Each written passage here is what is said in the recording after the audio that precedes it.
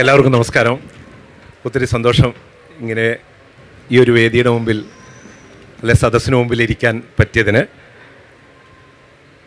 യഥാർത്ഥത്തിൽ ദൈവങ്ങൾക്ക് പോലും രക്ഷയില്ലാത്ത ഒരു രാഷ്ട്രീയ കാലാവസ്ഥയിലാണ് നമ്മളിപ്പോൾ ജീവിച്ചുകൊണ്ടിരിക്കുന്നത്. ഇന്നലത്തെ പത്രം തുറന്നപ്പോൾ എന്നെ ഒരുപാട് ചിരിപ്പിച്ചായിട്ട് ചേട്ടാ ഒരു വാർത്ത ഉണ്ടായിരുന്നു. കർണാടകയിൽ കോൺഗ്രസ്സിലെ 2 പേർ മുഖ്യമന്ത്രി, ഇപ്പോൾ ഉള്ള മുഖ്യമന്ത്രി സിദ്ധാരാമയ്യയും ശിവകുമാറും കൂടി മത്സരത്തിലാണ്. ഇനി സമയം കഴിഞ്ഞു, ഒരാൾ മാറിക്കൊടുക്കണം എന്ന്.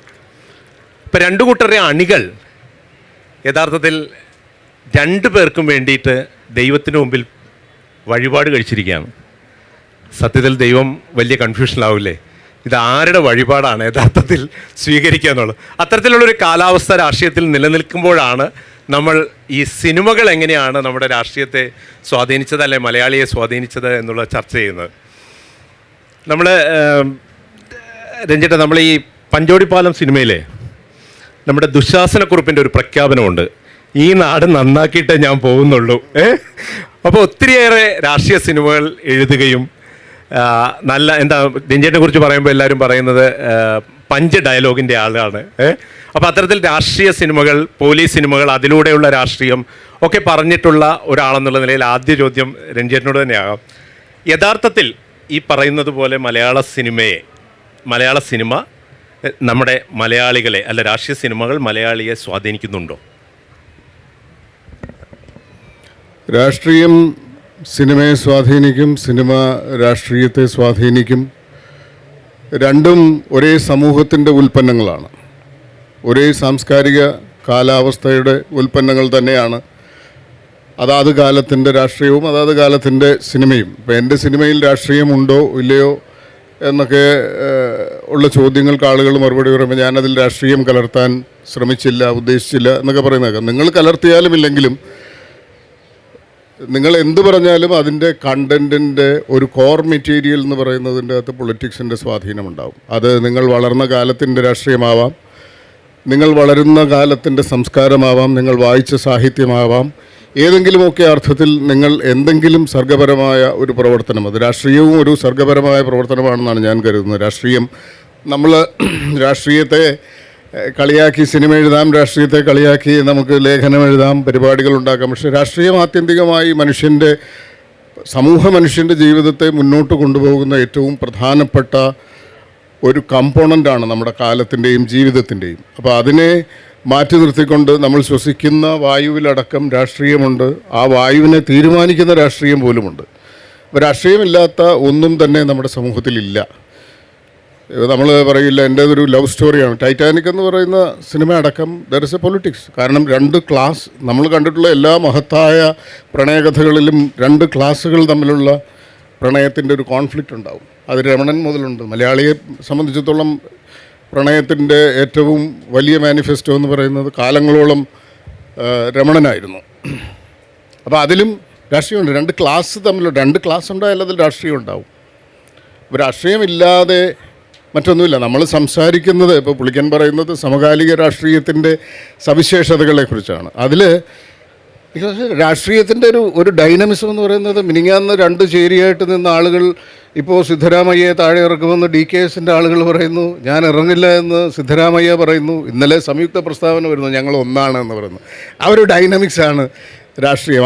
അതിന് എങ്ങനെ പോകാനുമുള്ളൊരു മെയ്വഴക്കം രാഷ്ട്രീയത്തിനുണ്ട്. ഇപ്പോൾ ഒരു കാലത്ത് കരുണാകരനും AK ആൻ്റണിയും 2 പാർട്ടികളായി ഒരേ പാർട്ടിയുടെ ഓഫീസും കൊടിയും ചിഹ്നവുമായി തെരഞ്ഞെടുപ്പുകളിൽ മത്സരിച്ച കാലമില്ലേ? അപ്പോഴും ആ പാർട്ടിയെ ഒരുമിച്ച് നിർത്തുന്ന ചില സവിശേഷതകളുണ്ടാവും. അപ്പോൾ രാഷ്ട്രീയം എന്ന് പറയുന്നത് അഡാപ്റ്റേഷൻ്റെ ഒരു വലിയ സ്കില്ലാണ്. അപ്പോൾ ആ കാലത്ത്, നമ്മുടെ കാലത്തിൻ്റെ രാഷ്ട്രീയം അല്ലെങ്കിൽ പിന്നെ നമ്മുടെ സർഗപരമായ ഏത് സൃഷ്ടിയെയും ചിന്തയെയും വർത്തമാനത്തെയും, അതൊരു ചായക്കടയുടെ മുന്നിൽ നിന്നല്ലെങ്കിൽ ഒരു വായനശാലയുടെ മുന്നിൽ നിന്ന് രാഷ്ട്രീയം പറയുമ്പോൾ പോലും അതിൽ സിനിമ കടന്നു വരാം, രാഷ്ട്രീയമുണ്ടാവും, മറ്റ് സമകാലിക അവസ്ഥകൾ വരും, വാർത്തയുണ്ടാവും. വാർത്ത എന്ന് പറയുന്നത് പൊളിറ്റിക്സ് തന്നെയാണ്, പത്രപ്രവർത്തനം എന്ന് പറയുന്നത് രാഷ്ട്രീയ പ്രവർത്തനം തന്നെയാണ്. അപ്പോൾ ഇതെല്ലാം ചേർന്നതല്ലാത്ത ഒന്നല്ല നമ്മുടെ ഒരു സോഷ്യൽ എൻറ്റിറ്റി എന്ന് പറയുന്നത്, നമ്മുടെ സാമൂഹ്യ അവസ്ഥ എന്ന് പറയുന്നത്.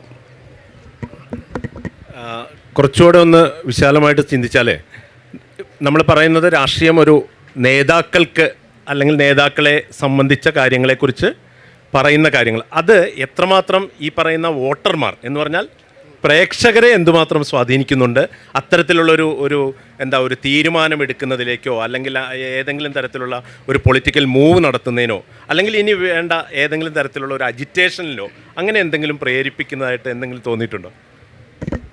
ഈ അജിറ്റേഷൻ എന്ന് പറയുന്നത് ഒരു പ്രത്യക്ഷ സമരമാവണമെന്നൊന്നുമില്ല. നിങ്ങളുടെ ചിന്തയിൽ ഒരു പുതിയ ഒരു സംഘർഷത്തിൻ്റെ ഒരു തിരികൊളുത്താൻ ഒരു സിനിമയ്ക്ക് കഴിഞ്ഞെങ്കിൽ, നിങ്ങൾ ആദ്യം സംസാരിച്ചത് പഞ്ചവടി പാലം എന്ന് പറയുന്ന കെ ജെ ജോർജിൻ്റെ പ്രഖ്യാതമായ സിനിമയിലെ ദുശാസനക്കുറിപ്പിനെ കുറിച്ചാണ്. പഞ്ചവടി പാലം എന്ന് പറയുന്ന സിനിമ ഇറങ്ങിയിട്ട് എത്ര വർഷമായിട്ടുണ്ടാവും? ഇങ്ങനെ ഒരു ചർച്ച, സമകാലിക സിനിമയും രാഷ്ട്രീയവും എന്ന് പറയുന്ന ഒരു ചർച്ച ആരംഭിക്കുമ്പോൾ നമ്മൾ ആദ്യമായിട്ട് സംസാരിക്കുന്നത് മലയാളത്തിലെ എല്ലാ കാലത്തെയും ഏറ്റവും പ്രസക്തമായ രാഷ്ട്രീയ സിനിമകൾ എഴുതിയ കെ ജെ ജോർജിൻ്റെ ഒരു സിനിമയെക്കുറിച്ചും അതിൻ്റെ ഒരു കഥാപാത്രത്തെക്കുറിച്ചും ഒരു കഥാസന്ദർഭത്തെക്കുറിച്ചും അതിലെ ഒരു ഡയലോഗിനെ കുറിച്ചുമാണ്. അപ്പോൾ സിനിമ നേരിട്ട് ബാലറ്റ് പെട്ടിയിൽ വീഴുന്ന വോട്ടിനെ സ്വാധീനിക്കുന്നുണ്ടോ എന്നതല്ല. പഞ്ചവടി പാലത്തിൻ്റെ കാലത്ത് ആ സിനിമയെ ബോധത്തിലേക്ക് ആവാഹിച്ച ഒരാളുടെ പിന്നീടുള്ള രാഷ്ട്രീയ തീരുമാനങ്ങളെയും ബോധങ്ങളെയും അയാളുടെ പൊളിറ്റിക്കൽ സെൻസിബിലിറ്റിയെയും ഷേപ്പ് ചെയ്തതിൽ പഞ്ചവടി പാലം എന്ന് പറയുന്ന സിനിമയ്ക്ക് തീർച്ചയായിട്ടും ചെറുതല്ലാത്ത ഒരു പങ്കുണ്ടാവും. നമ്മൾ വായിക്കുന്ന സാഹിത്യത്തിനും രാഷ്ട്രീയത്തിനും നമ്മൾ കേൾക്കുന്നതിനും വാർത്തയ്ക്കുമൊക്കെ വാർത്തകൾ സ്വാധീനിക്കാറുണ്ട്. ഇപ്പോൾ തെരഞ്ഞെടുപ്പുകൾക്ക് മുൻപുണ്ടാവുന്ന ഇപ്പോൾ ഏറ്റവും വലിയ ഉദാഹരണമല്ലേ ഈ തെരഞ്ഞെടുപ്പിന്, ഈ തദ്ദേശ തെരഞ്ഞെടുപ്പിന് തൊട്ട് മുൻപ് സംഭവിക്കുന്ന നാടകീയമായ രാഷ്ട്രീയ സംഭവ വികാസങ്ങൾ ഈ വരുന്ന തെരഞ്ഞെടുപ്പിനെ സ്വാധീനിക്കുമെന്നാണ് രണ്ട് മുന്നണികളിലെയും നേതാക്കന്മാരും ബുദ്ധികേന്ദ്രങ്ങളും ബുദ്ധിശാലകളും ഒക്കെ കണക്കുകൂട്ടുന്നത്. തന്ത്രശാലകളും അങ്ങനെയാണ് കണക്കുകൂട്ടുന്നത്. അതുകൊണ്ടാണ് പെട്ടെന്ന് വാർത്തകൾ ഉണ്ടാവുന്നത്. ഒന്നിൽ നിന്ന് മറ്റൊന്നിലേക്ക് ശ്രദ്ധ തിരിക്കാനുള്ള ശ്രമം, ആ ശ്രദ്ധ ഇതിലേക്ക് തിരിച്ചു പിടിക്കാനുള്ള ശ്രമമൊക്കെ നമ്മൾ എല്ലാ ദിവസവും കണ്ടുകൊണ്ടിരിക്കുകയാണ്. നിങ്ങൾ കാണുന്ന വാർത്തയും നിങ്ങൾ വായിക്കുന്ന പത്രവും നിങ്ങൾ കേൾക്കുന്ന ചർച്ചകളുമൊക്കെ നിങ്ങളുടെ അവബോധത്തിൽ കാലങ്ങളോളം നീണ്ടു നിൽക്കുന്ന മുദ്രകൾ പതിച്ചിരിക്കുമെന്നുള്ള കാര്യത്തിൽ തർക്കമൊന്നുമില്ല. ബിപിൻ, എങ്ങനെയാണ് ബിപിൻ സിനിമാ ലോകത്ത് അത്തരത്തിലുള്ള പ്രമേയങ്ങൾ കൊണ്ടുവരുമ്പോഴും അതിലൊരു ചെറിയ രാഷ്ട്രീയമുണ്ട്. ആ രാഷ്ട്രീയത്തെ ഏതെങ്കിലും തരത്തിൽ അല്ലെങ്കിൽ അങ്ങനെ ഒരു ഫീഡ്ബാക്ക് ഉണ്ടോ? ജനങ്ങൾ ഇതിനെ ഏതെങ്കിലും തരത്തിൽ അവരുടെ മനസ്സിനെ, നേരത്തെ രഞ്ജിത്ത് പറഞ്ഞ പോലെ മനസ്സിനെ സ്വാധീനിക്കുന്നോ അല്ലെങ്കിൽ അവരുടെ പ്രവർത്തന രീതികളെ സ്വാധീനിക്കുന്നോ, അല്ലെങ്കിൽ ബിപിൻ കണ്ടിട്ടുള്ള രാഷ്ട്രീയ സിനിമകൾ വെച്ചിട്ട് അങ്ങനെ ഒരു തോന്നലുണ്ടോ? ഇത് മൾട്ടി ലെയർഡ് ആയിട്ടുള്ള ഒരു പ്രോസസ്സാണിത്. നമുക്കിപ്പോൾ ഇന്ന് ഒരു സിനിമ ഇറങ്ങുന്നു, ഇന്ന് മാത്രമല്ല അതിൻ്റെ എഫക്റ്റ് ഉണ്ടാവും.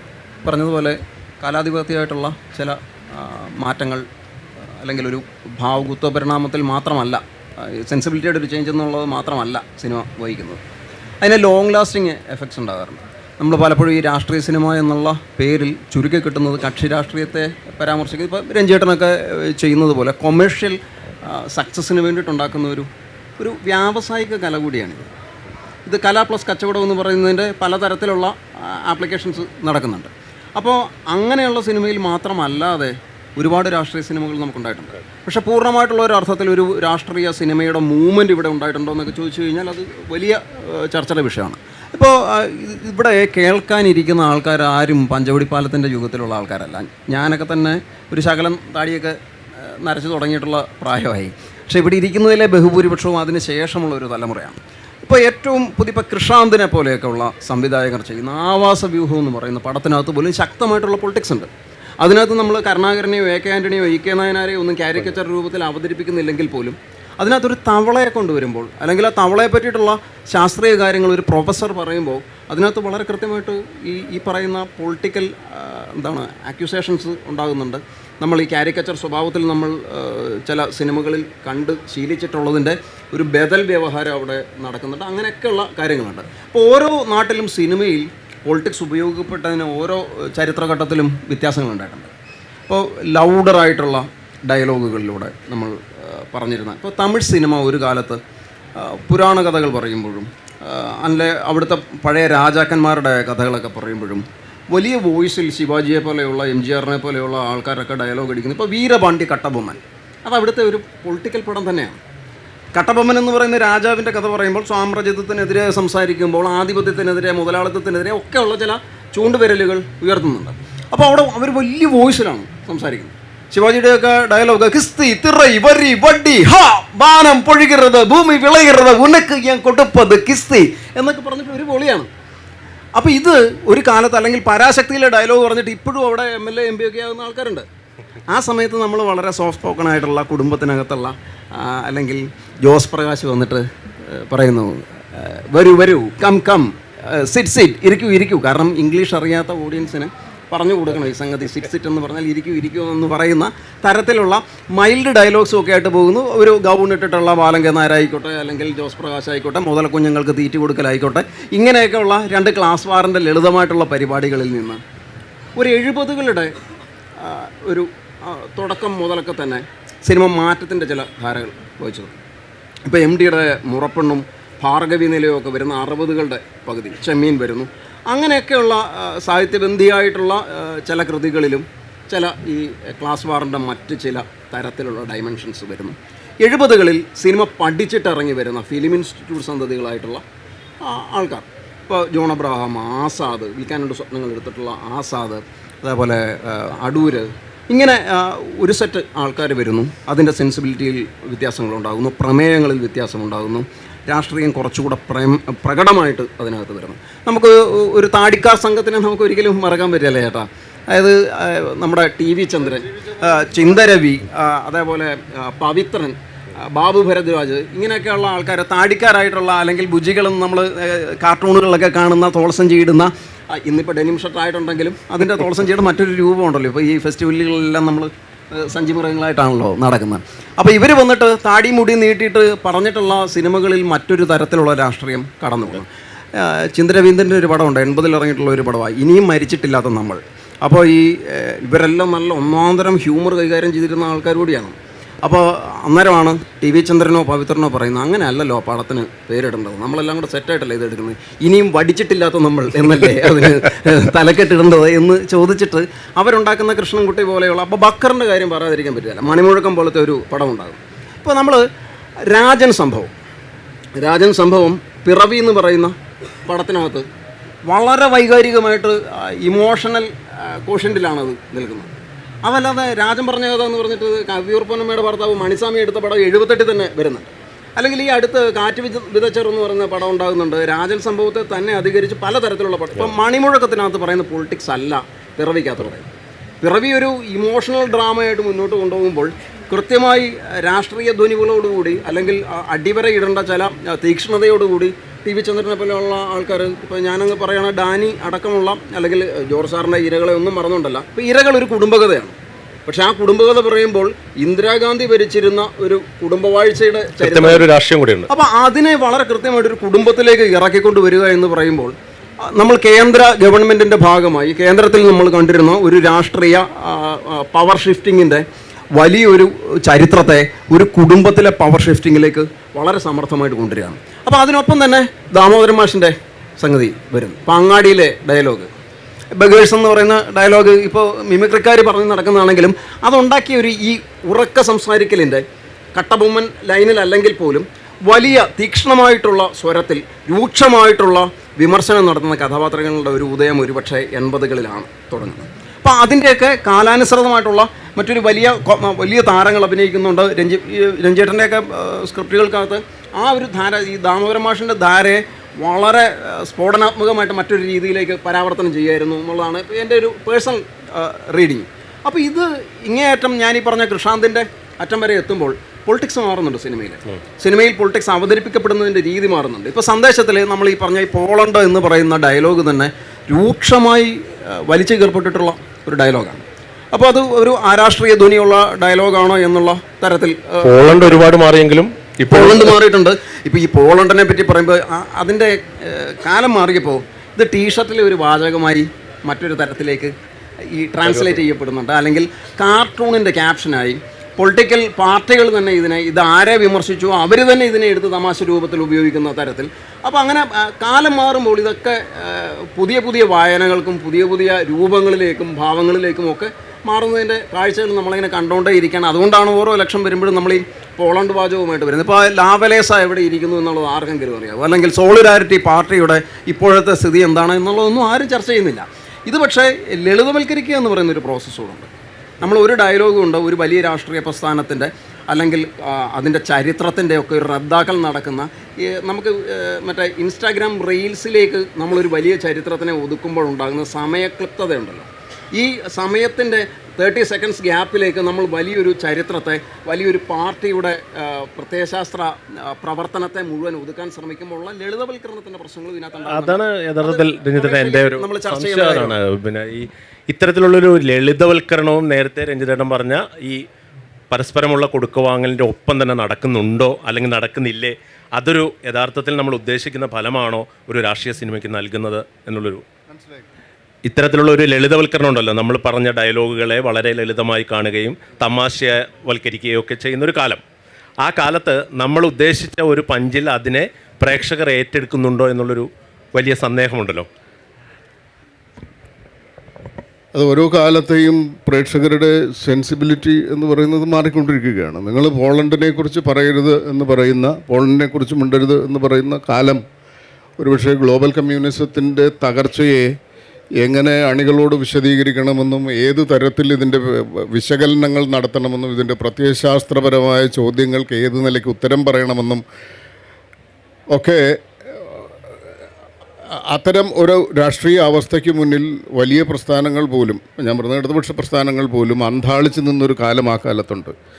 അപ്പോൾ ആ കാലത്ത് ഈ റഷ്യ, പോളണ്ട്, റുമാനിയ മുതലായ കമ്മ്യൂണിസ്റ്റ് ചേരിയിൽപ്പെട്ട രാജ്യങ്ങളുടെ തകർച്ചയെ വിശദീകരിക്കാൻ തയ്യാറല്ലാത്തൊരു നിലപാട്, വളരെ ഏറ്റവും ഡൈനമിക്കായിട്ട് ഏറ്റവും താത്വികമായി കാര്യങ്ങളെ അവലോകനം ചെയ്യുകയും വിശകലനം ചെയ്യുകയും അതിനെ അണികൾക്ക് സ്റ്റഡി ക്ലാസ്സായി എത്തിക്കുകയൊക്കെ ചെയ്യുന്ന പാർട്ടികൾക്ക് പോലും ഈ സ്വപ്നതുല്യമായ ഒരു കമ്മ്യൂണിസ്റ്റ് സ്വപ്നം എന്ന് പറയുന്നതുണ്ടല്ലോ, ഒരു സോഷ്യലിസ്റ്റ് രാജ്യം കമ്മ്യൂണിസ്റ്റ് രാജ്യമായി മാറുന്ന ആ ഒരു മഹത്തായ സ്വപ്നം, മഹത്തായ റഷ്യ, മഹത്തായ ചൈന എന്നല്ലാതെ ആ ഒരു പ്രിഫിക്സ് ഇല്ലാതെ ആ കാലത്ത് ഈ റഷ്യയും ചൈനയും അഭിസംബോധന ചെയ്തിരുന്നില്ല എന്നുള്ളതാണ്.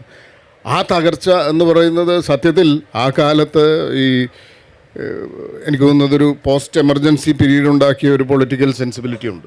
അടിയന്തരാവസ്ഥയ്ക്ക് ശേഷം നമ്മുടെ സമൂഹത്തിനെ, ആ കാലത്തെ പുതിയ തലമുറയെ, പുതിയ കാലത്തിൻ്റെ സാഹിത്യത്തെ, സിനിമയെ ഒക്കെ ഈ പറയുന്ന ഫിലിം ഇൻസ്റ്റിറ്റ്യൂട്ടിൽ നിന്ന് വരുന്ന ആളുകളുടെ സിനിമ ആരംഭിക്കുന്നത് പോസ്റ്റ് എമർജൻസി എന്ന് പറയുന്ന ഒരു ഇന്ത്യൻ രാഷ്ട്രീയത്തിലെ സ്വാതന്ത്ര്യാനന്തര ഭാരതത്തിലെ ഏറ്റവും ഗംഭീരമായ ഒരു രാഷ്ട്രീയ ട്രാൻസിഷൻ്റെ പീരീഡ് കൂടിയാണ്. അതില്ലായിരുന്നെങ്കിൽ ഒരുപക്ഷെ ആ തരം സിനിമകൾക്ക് ആ വേഗവും ആ തരത്തിലുള്ള ഉത്ഭവവും ഉണ്ടാകുമായിരുന്നു. കാരണം ആ കാലത്താണ് ഇന്ത്യയിൽ നക്സലൈറ്റ് മൂവ്മെൻറ്റ് ഉണ്ടാകുന്നത്, തീവ്ര ഇടതുപക്ഷ ചിന്താഗതികൾ ഉണ്ടാകുന്നത്. അപ്പോൾ പോളണ്ടിനെക്കുറിച്ച് മിണ്ടരുത് എന്ന് പറയുന്നത് പ്രത്യയശാസ്ത്രപരമായ ഏറ്റവും മഹത്തായ സ്വപ്നങ്ങൾ, അതിൻ്റെ കോട്ടകൊത്തളങ്ങളും കുംഭഗോപുരങ്ങളും തകർന്നു വീഴുന്ന ഒരു കാഴ്ചയ്ക്ക് മുന്നിൽ ലോക കമ്മ്യൂണിസത്തിലെ താത്വികാചാര്യന്മാർ പോലും അന്താളിച്ച് നിന്നൊരു കാലമുണ്ട്. അതിനെക്കുറിച്ച് പറയണ്ട എന്നും ചർച്ച ചെയ്യേണ്ട എന്നും രഹസ്യമായി തീരുമാനിക്കേണ്ടുന്ന സാഹചര്യങ്ങളുണ്ടായിട്ടുണ്ട്. അപ്പോൾ അതാണ് ഒരുപക്ഷെ അന്ന് നമ്മൾ പോളണ്ടിനെക്കുറിച്ച് മിണ്ടരുത് എന്ന് പറയുന്നതിൻ്റെ ധ്വനികൾക്ക് അല്ലെങ്കിൽ അത്തരം ഈ ഡോക്മറ്റൈസ് ചെയ്യപ്പെടുന്ന പ്രത്യയശാസ്ത്രങ്ങൾക്ക് മതശാസനകൾക്ക് തുല്യമായ ഒരു ഡോക്മറ്റൈസേഷൻ സംഭവിക്കുന്ന ഒരു കാലഘട്ടത്തിൻ്റെ അതിനോടുള്ള ഒരു പക്ഷേ എഴുത്തുകാരൻ എത്രമാത്രം കൽപ്പിച്ചുവെന്ന് എനിക്കറിയില്ല, പക്ഷേ അതിനോടുള്ള നിശബ്ദമല്ലാത്ത ഒരു ചെറിയ റിവോൾട്ട് ആ സംഭവത്തിലുണ്ട്. ഇപ്പോൾ കെ ജി ജോർജിൻ്റെ സിനിമയെക്കുറിച്ച് പറയുമ്പോൾ കെ ജി ജോർജാണ് മലയാളത്തിലെ ഏറ്റവും ഗംഭീരമായ രാഷ്ട്രീയ സിനിമകൾ തുറന്നും അടച്ചും പറഞ്ഞിട്ടുള്ളത്. ഇപ്പോൾ ഇരകൾ എന്ന് പറയുന്ന മലയാളത്തിലുണ്ടായിട്ടുള്ള ആ കാലത്തെ ഏറ്റവും ഗംഭീരമായ രാഷ്ട്രീയ സിനിമ തന്നെയാണ്. കാരണം എനിക്ക് തോന്നുന്നു അതവൻ്റെ ഭാര്യയല്ല, അതിനേക്കാൾ വലിയൊരു റവല്യൂഷനാണ് സത്യത്തിൽ. അപ്പോൾ ഇരകൾ ഒരുപക്ഷെ എമർജൻസിയെ പരാമർശിച്ചിട്ടുണ്ടായിട്ടുള്ള അതിനെ സിംബലൈസ് ചെയ്ത് ഒരു മലയാളത്തിലുണ്ടായിട്ടുള്ള ഏറ്റവും ഗംഭീരമായ സിനിമ കൂടി ഇരകൾ തന്നെയാണെന്നാണ് എനിക്ക് തോന്നുന്നത്. അപ്പോൾ സിനിമകൾ ഏറ്റവും പുതിയ കാലം പഴയ സിനിമകളെ, ഇപ്പോൾ മഞ്ഞളരത്തായ എന്ന് പറയുന്നത്, ഞാൻ ഈ മറ്റേ സിനിമയുണ്ടല്ലോ ശിവാജി ഗണേശൻ്റെ കപ്പലോട്ടിയ തമിഴനിലെ ഡയലോഗ് എന്ന് പറയുന്നത് നിങ്ങൾ ആ കാലത്ത് കേൾക്കുകയാണെങ്കിൽ നിങ്ങളെ ഏറ്റവും ഗംഭീരമായി ത്രസിപ്പിക്കുന്ന ഒരു രാഷ്ട്രീയ പ്രസംഗം തന്നെയാണ്. ആ കാലത്തിൻ്റെ ആവശ്യം ഒരു രാഷ്ട്രീയ പ്രസംഗമാണ്. ഒരു അടക്കി പറയുന്ന ഒരു സിനിമയ്ക്ക് അല്ലെങ്കിൽ സിംബലൈസ് ചെയ്ത് സജസ്റ്റീവായിട്ട് പറയുന്ന അല്ലെങ്കിൽ മെറ്റഫോറിക്കലായിട്ട് പൊളിറ്റിക്സ് പറയുന്ന ഒരു സിനിമയേക്കാൾ കൃത്യമായിട്ട് നാടകം കണ്ട് ശീലിച്ച, വലിയ സ്റ്റേജുകളിൽ നിന്നുകൊണ്ട് വലിയ ശബ്ദത്തിൽ വലിയ അന്നത്തെ നാടകത്തിൻ്റെ താരങ്ങൾ സംസാരിക്കുന്നതിൻ്റെ അതിനെ അനുധാവനം ചെയ്തു വന്ന ഒരു സിനിമാ കാലഘട്ടത്തിൽ ശിവാജി ഗണേശനെ പോലെ ഒരു നടൻ ഇന്ത്യയുടെ സ്വാതന്ത്ര്യത്തെക്കുറിച്ച്, ഇന്ത്യയുടെ സ്വാതന്ത്ര്യ അഭിവാഞ്ചകളെ ആ കാലത്ത് ആ പ്രദേശത്ത് ഏറ്റവും ഗംഭീരമായി ഏറ്റെടുത്ത ഒരു തമിഴൻ്റെ, ആത്മാഭിമാനമുള്ള ഒരു തമിഴൻ്റെ ശബ്ദത്തിൽ സംസാരിക്കുമ്പോൾ അതിനൊരു രാഷ്ട്രീയ പ്രസംഗത്തിൻ്റെ തീയും അതിൻ്റെ വിസ്ഫോടനവും ഒക്കെ ഉണ്ട്. അതാണ് പിന്നീടുണ്ടാകുന്ന, അതിൽ നിന്ന് ഒരു പടി ചവിട്ടുമ്പോഴാണ് നമ്മൾ അടുത്ത പടിയിൽ വരുത്തേണ്ടുന്ന വ്യത്യാസങ്ങളെക്കുറിച്ച്, ഒരു പടി ഇറങ്ങുമ്പോഴല്ല, ഒരു പടി കയറുമ്പോൾ നമ്മൾ മുൻപൊരാൾ പറഞ്ഞു വെച്ചതിൽ നിന്ന് വ്യത്യസ്തമായി രാഷ്ട്രീയം പറയാനുള്ള പരിശ്രമങ്ങൾ എല്ലാ കാലത്തും ഉണ്ടായിട്ടുണ്ട്. ആ നിലയ്ക്ക് തന്നെയാണ് സിനിമകൾ കാണുന്ന ആളുകൾ, പ്രത്യേകിച്ച് സിനിമയിലെ രാഷ്ട്രീയം തിരിച്ചറിയുന്ന ആളുകൾ, ഒരുപക്ഷെ അതുണ്ടാക്കുന്ന ആളുകളെക്കാൾ കുറെ കൂടി കടന്ന് അതിൻ്റെ ധ്വനികളെ മനസ്സിലാക്കുകയും അതിനെ വിശകലനം ചെയ്യുകയും ഒക്കെ ചെയ്യുന്നത് കൊണ്ടാണ് ഇതിനൊക്കെ കാലാകാലങ്ങളിൽ മാറ്റങ്ങളുണ്ടാവുന്നതും നിലനിൽപ്പുണ്ടാവുന്നതും. ഈ നമ്മൾ രഞ്ജേട്ടൻ തന്നെ എഴുതിയ ഹരിത മനോജ്ഞമാം പോക്കണംകോട്ടിൽ ഇരുകാലികൾ നാൽകാലികൾ വലയുന്ന നാട്ടിൽ ഈ രാഷ്ട്രീയം ഒക്കെ പറഞ്ഞു വന്നിട്ട് ഇത്രയും വർഷത്തെ, ഒരുപക്ഷെ മലയാളം കേട്ട ഏറ്റവും വലിയ ഇടിമുഴക്കമായിരുന്നു നിർമാല്യം എന്ന് പറയുന്നത്. ഒരു രാഷ്ട്രീയ ഇടിമുഴക്കം തന്നെ സൃഷ്ടിച്ചൊരു സിനിമയായിരുന്നു. അതിൽ നിന്നൊക്കെ കാലം ഇങ്ങോട്ട് ഈ പറഞ്ഞ പോലെ മാറ്റങ്ങളൊക്കെ സംഭവിച്ചു വന്നിട്ടും ഈ നമ്മുടെ ഈ ഇരുകാലികളും നാൽക്കാലികൾക്കും ഉണ്ടായ മാറ്റം, അല്ലെങ്കിൽ നമ്മൾ പഞ്ചോടിപ്പാലത്തിൽ തന്നെയിലേക്ക് വന്നാൽ ഏറ്റവും അവസാനം ശ്രീനിവാസൻ മാത്രം മുങ്ങി മരിക്കുന്ന ഒരു കാഴ്ച, അതിനൊക്കെ എന്ത് മാറ്റമാണ്, അല്ലെങ്കിൽ എത്തരത്തിലുള്ളൊരു പുരോഗമനമാണ്, അല്ലെങ്കിൽ ആ തരത്തിലൊരു ബോധവൽക്കരണം നടന്നിട്ടുണ്ടോ? എന്താണ് അത് രഞ്ജിത്തിന് കാണുന്നൊരു? നമ്മൾ ഈ ബോധവൽക്കരണം എന്ന് പറയുന്നതിനെക്കുറിച്ച് നമുക്കൊരു സെറ്റായിട്ടുള്ളൊരു ധാരണയുണ്ട്. അതും ഈ എമർജൻസി ആയിട്ട് കണക്ട് ചെയ്ത് സംസാരിക്കുമ്പോൾ അടിയന്തരാവസ്ഥയ്ക്കെതിരെ ഒളിഞ്ഞും തെളിഞ്ഞും വലിയ സമരങ്ങൾക്കുള്ള സന്നാഹങ്ങൾ ഇന്ത്യ എമ്പാടും നടക്കുന്നു. അടിയന്തരാവസ്ഥ കഴിഞ്ഞ് ഇന്ദിരാഗാന്ധി 400-ലധികം സീറ്റുകൾ കിട്ടുമെന്ന് ഇൻ്റലിജൻസ് റിപ്പോർട്ടുകളെ കണ്ണടച്ച് വിശ്വസിച്ച് തെരഞ്ഞെടുപ്പിനെ നേരിടുകയും അതുവരെ ഉണ്ടായിരുന്ന ഇന്ത്യൻ ജനാധിപത്യത്തിൽ അതുവരെ ഉണ്ടായിരുന്ന ഒരു വ്യവസ്ഥയെ മറ്റൊരു വ്യവസ്ഥ കൊണ്ട് പിടിച്ചെടുക്കാൻ തീരുമാനിക്കുകയും ഒക്കെ ചെയ്തതിൻ്റെ തുടർച്ചയിൽ നടന്ന തെരഞ്ഞെടുപ്പിൽ ഇന്ദിരാഗാന്ധിക്ക് 100% കോൺഫിഡൻസ് ഉണ്ടായിരുന്നു എന്നാണ് ആ കാലത്ത് അന്നത്തെ കിച്ചൻ ക്യാബിനറ്റ് പോലെയുള്ള ആളുകൾക്ക് അവർക്ക് ചുറ്റും നിന്നുകൊണ്ട് കൊടുത്തിരുന്നത്. കേരളം സമ്പൂർണ്ണമായി ഇന്ദിരാഗാന്ധിക്ക് അനുകൂലമായി വോട്ട് ചെയ്തു. നമ്മൾ നിത്യവും പത്രം വായിക്കുന്നവരാണ്, നിത്യവും വായനശാലയിൽ വാർത്ത കേൾക്കുന്നവരാണ്, അല്ലെങ്കിൽ ചായക്കടയുടെ മുന്നിൽ ബീഡി തെറുപ്പ് കടകളുടെ മുന്നിൽ രാഷ്ട്രീയം ചർച്ച ചെയ്യുന്നവരാണ്. വളരെ സജീവമായ ഇടതുപക്ഷ ധാരയുള്ള, ഒരുപക്ഷെ ഇന്ത്യയിലെ ഏറ്റവും കാലികമായ ഇടതുപക്ഷ സംവിധാനങ്ങളും ചിന്തകളും പ്രസ്ഥാനങ്ങളും സാഹിത്യവും ഒക്കെയുള്ള ഒരു കാലത്ത് നമ്മൾ ഇന്നും നിരക്ഷരർ എന്ന് പറയുന്ന ഉത്തരേന്ത്യൻ ഗ്രാമങ്ങളിലെ ആളുകൾ ഇന്ദിരാഗാന്ധിക്കെതിരായി വിധി എഴുതുകയും കേരളം ഇന്ദിരാഗാന്ധിക്ക് അനുകൂലമായി, അടിയന്തരാവസ്ഥയ്ക്ക് അനുകൂലമായി വിധി എഴുതുകയും, ഞാൻ ആ വിധിയുടെ ശരിതെറ്റുകളിലേക്കല്ല കിടക്കുന്നത്. നമ്മൾ ബോധവൽക്കരണം എന്ന് പറയുന്നത് എന്തൊരു ഫാർസാണ് എന്നാണ് ഞാൻ ചോദിക്കുന്നത്.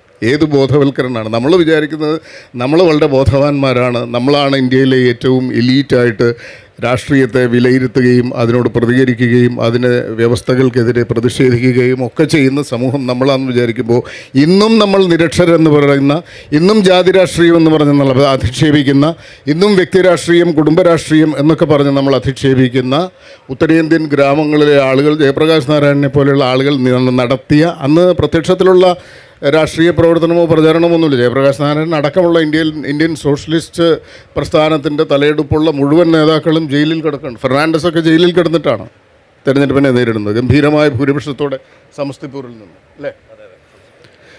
അപ്പോൾ അങ്ങനെ നമ്മൾ ബോധവൽക്കരിക്കുന്നു. നമ്മളുടെ സാഹിത്യം, നമ്മുടെ സജീവമായ മാധ്യമങ്ങൾ, നമ്മളുടെ സമ്പുഷ്ടമായ രാഷ്ട്രീയ പാരമ്പര്യം, സമുന്നതരായ നേതാക്കന്മാർ, ഇവരുടെയൊക്കെ സാന്നിധ്യം, ഇതെല്ലാം ഉണ്ടായിട്ടും കേരളം ഒരുപക്ഷെ രാഷ്ട്രത്തിൻ്റെ പൊതുമനസ്സ് ചിന്തിച്ചതിന് വിപരീതമായി ചിന്തിക്കുകയും വോട്ട് രേഖപ്പെടുത്തുകയും ചെയ്തു.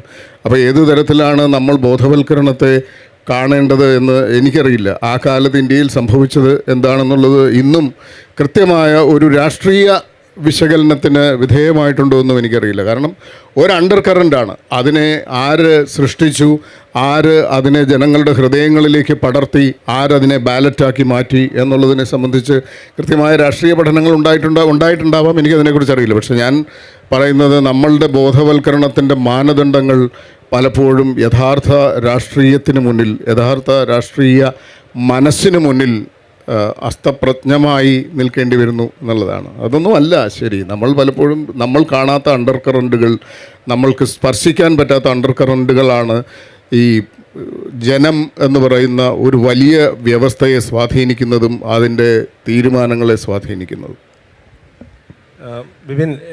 ബിബിൻ പോളണ്ടിനെ കുറിച്ച് സംസാരിക്കരുതെന്ന് പറയുമ്പോൾ പോളണ്ടിനെ കുറിച്ചല്ല എന്തിനെക്കുറിച്ച് സംസാരിക്കുന്ന ഒരു പുതിയ തലമുറ വളർന്നു വരികയാണ്.